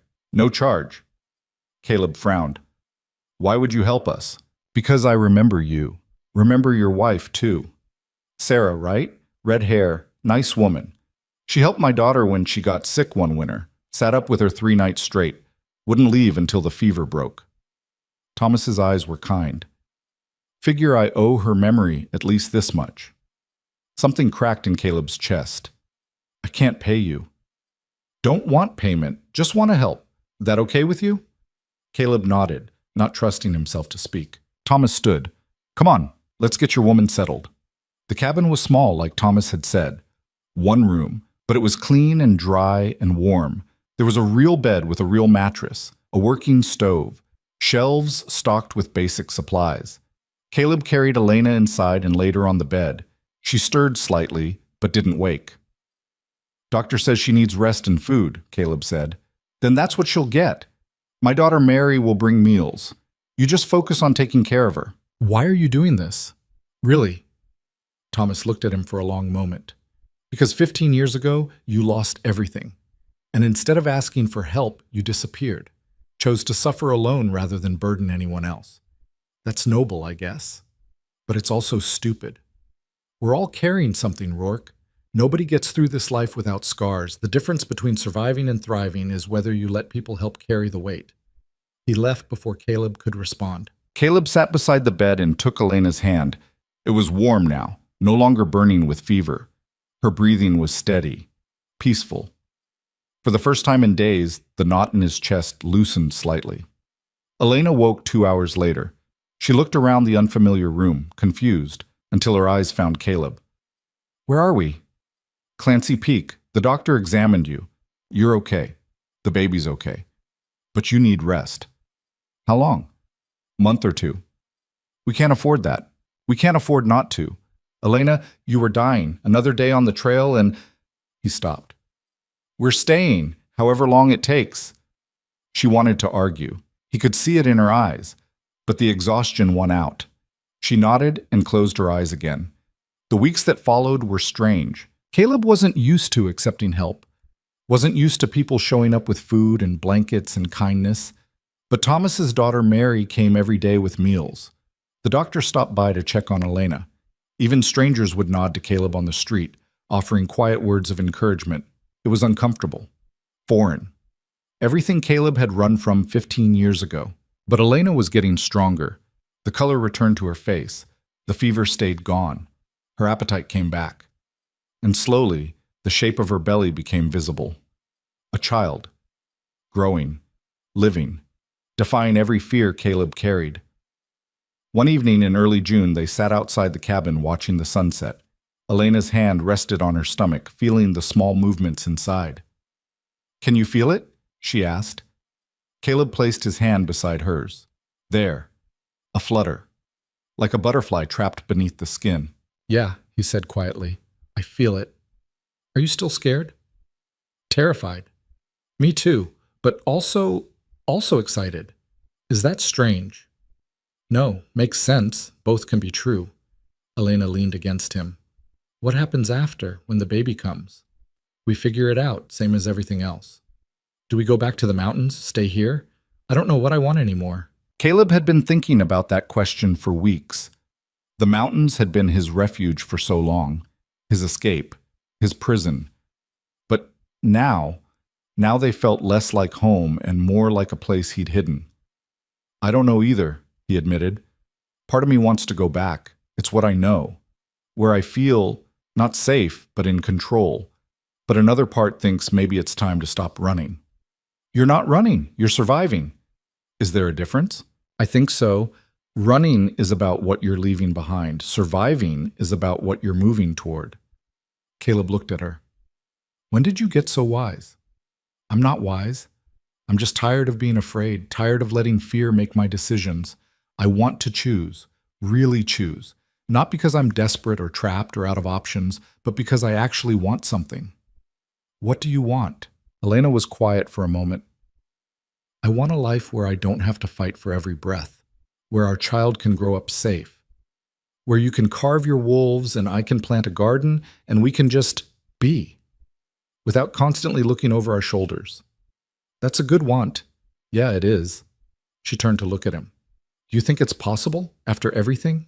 Do you think we can actually have that? Caleb thought about Sarah, about the life they'd built that got ripped away, about 15 years of isolation and grief, about Elena crashing into his world and forcing him to feel again, about the small life growing between them. Yeah, he said finally, I think we can. 2 months later, on an August night when the air was thick and still, Elena went into labor. It started slow. Small contractions that made her wince but were manageable. Dr. Chen had been staying at the cabin for the past week, preparing. She'd seen enough births to know this one was coming soon. How bad? The doctor asked. Not bad yet, but getting stronger. Good. That's normal. Caleb paced. He couldn't help it. Every instinct screamed at him to do something, fix something, control something. But there was nothing to control. Just Elena and the baby and the terrible uncertainty of what came next. Hours passed. The contractions got worse. Elena gritted her teeth through them, refusing to scream. But Caleb saw the pain in her eyes, saw her knuckles go white gripping the bed frame. You're doing great, Dr. Chen said. Won't be long now. How long? Elena gasped. Could be minutes, could be hours. Every baby's different. It was hours. Long, brutal hours where Caleb felt completely useless. He held Elena's hand, wiped sweat from her face, told her she was strong, she could do this. He was right here, but inside he was drowning in memories. Sarah's screams, the midwife's panicked face, the blood. So much blood. Caleb. Elena's voice cut through the spiral. Look at me. He did. I'm not her. This isn't then. I'm right here, right now, and I need you here too, not in the past. Here. Can you do that? Could he? Every part of him wanted to run, to escape before the worst could happen, but Elena's eyes held him, anchored him. Yeah, he managed. I can do that. Good, because this baby's coming whether we're ready or not. She was right.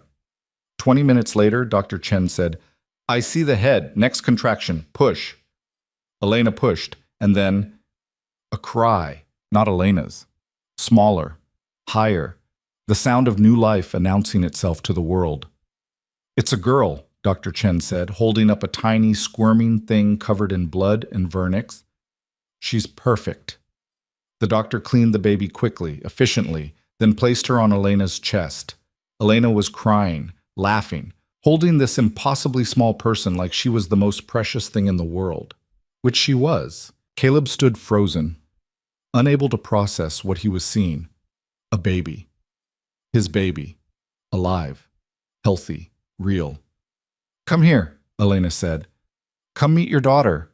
He moved on autopilot, sat on the edge of the bed, looked down at the tiny face peeking out from the blanket. She had dark hair, Elena's hair, but when she opened her eyes, just for a second, they were light. Maybe blue, maybe gray. Hard to tell yet. You want to hold her? Elena asked. I don't know how. Neither do I. We'll figure it out. Elena shifted the baby into his arms. She was so light, so fragile. Caleb was terrified he'd break her just by holding wrong. But he didn't. She settled against his chest, making small noises. Content, safe, and something inside Caleb that had been broken for 15 years started to heal. Not all at once, not completely, but enough. Enough to let himself hope, to believe maybe this time things could be different. Maybe this time he could hold on to what mattered instead of losing it to cold and circumstance and cruel chance.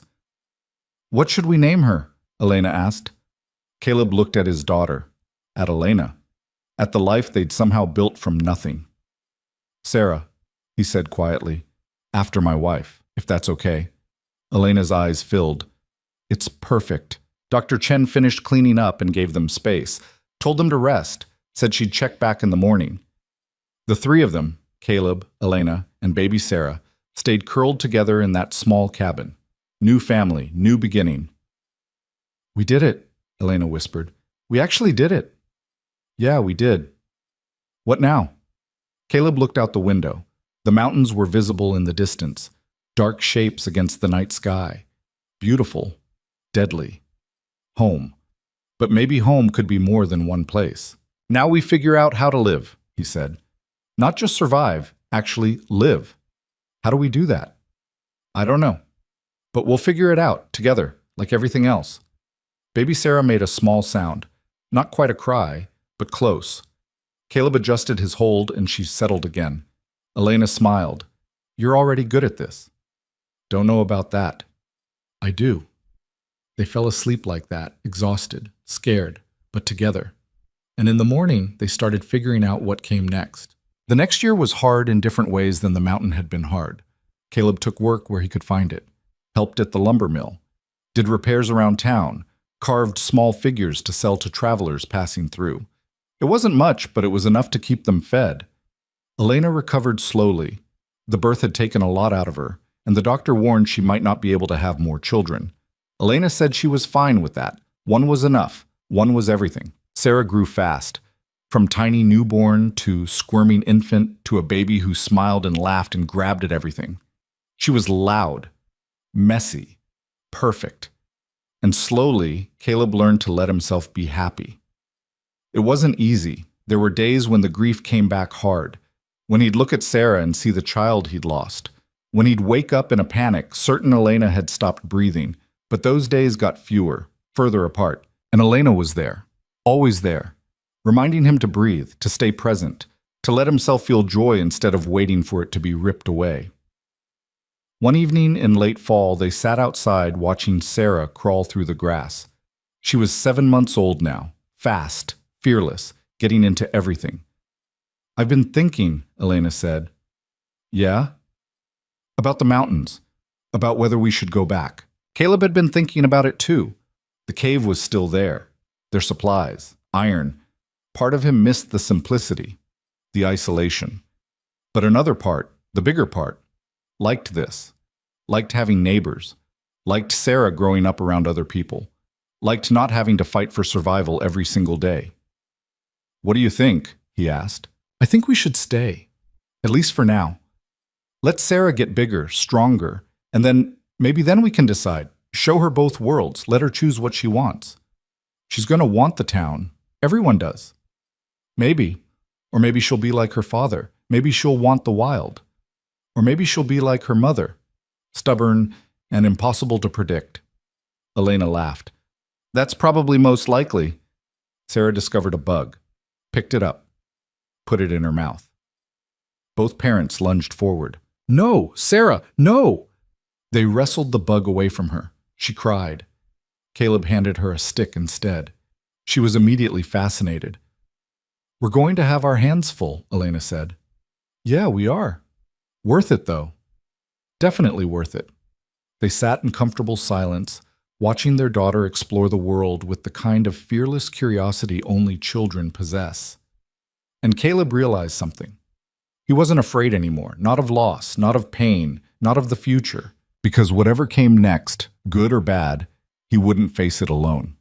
He had Elena, had Sarah, had a life that mattered. The mountains would always be there, wild and beautiful and deadly, ready to take him back if he chose. But right now, in this moment, he chose this. Chose family, chose love, chose to live instead of just survive. That night, after Sarah was asleep, Caleb sat at the table and picked up his carving knife.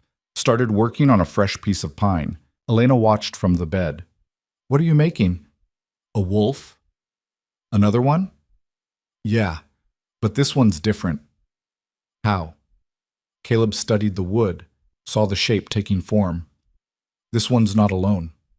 He carved for hours. Let the knife find the story in the wood. And when he was done, it wasn't just a wolf, it was a pack. 3 wolves.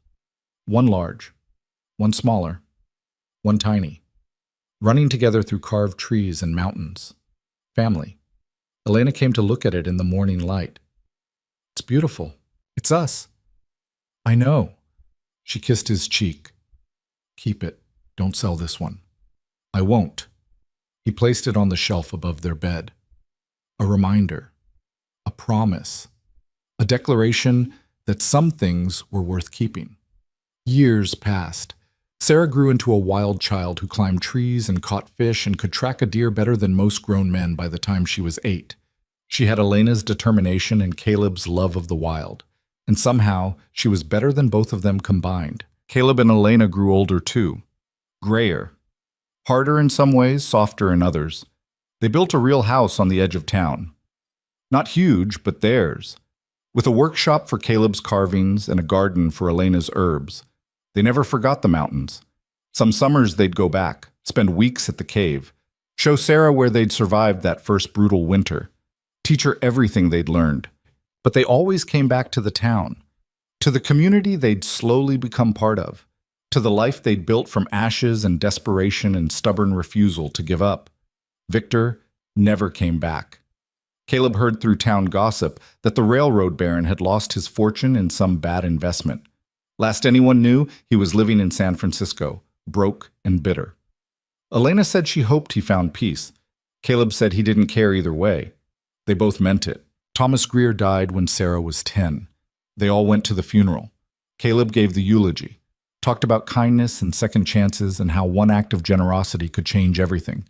Half the town cried, the other half nodded along. Dr. Chen retired but stayed in town. Taught Elena everything she knew about medicine and healing. Elena became the unofficial nurse, helping with births and injuries and illnesses. She was good at it, had a talent for making people feel safe when they were scared. And Caleb kept carving. His wolves became famous in their small way. Travelers would stop specifically to buy them. He never made much money, but that wasn't the point. The point was creation, making something beautiful from raw materials, finding the life in dead wood. He carved wolves for everyone who asked, but he always kept one piece for himself. The pack. The 3 wolves running together, a reminder of where they'd come from, what they'd survived, what they'd built. One evening, when Sarah was 15 and full of questions about everything, she asked the question Caleb had been waiting for. Do you regret it? Going to the mountains? Losing all those years? Caleb thought about it, really thought. No, he said, finally. I needed those years.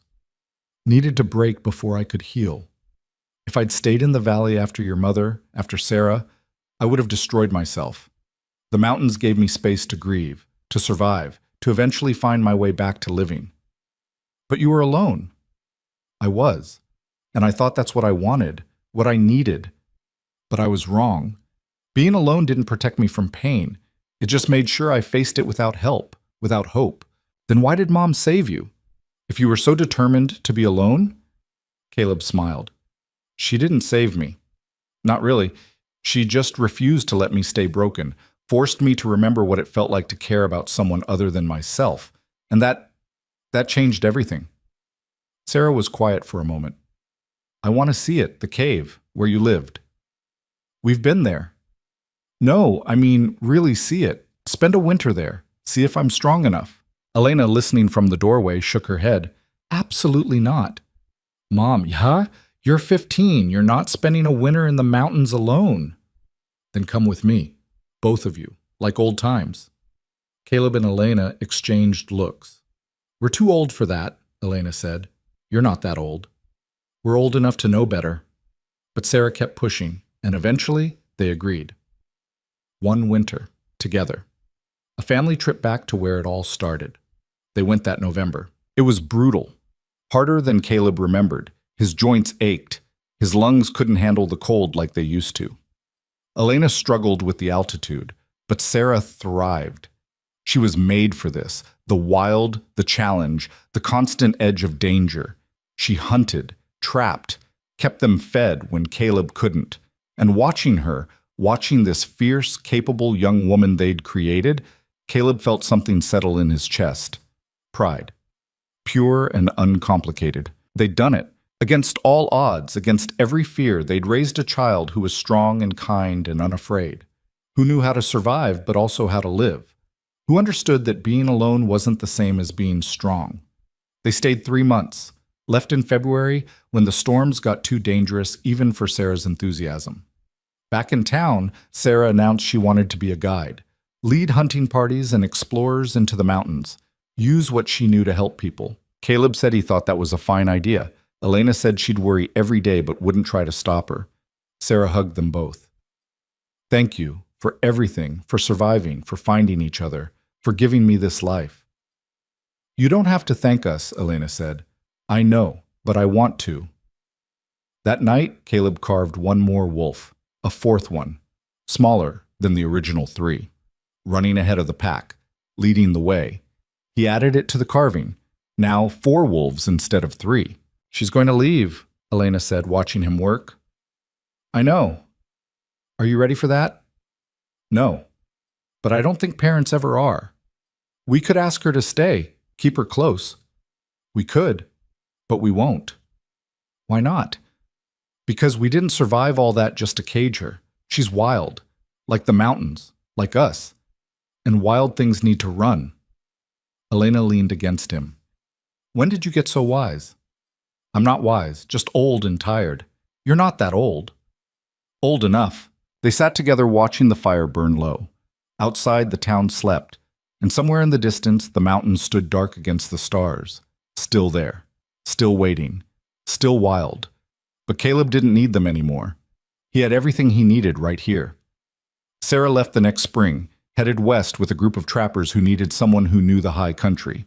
She promised to write, promised to visit, promised to be careful. Caleb and Elena watched her go, stood on the porch of their house until she disappeared from view. It's just us now, Elena said. Yeah. Is that enough? Caleb turned to look at her.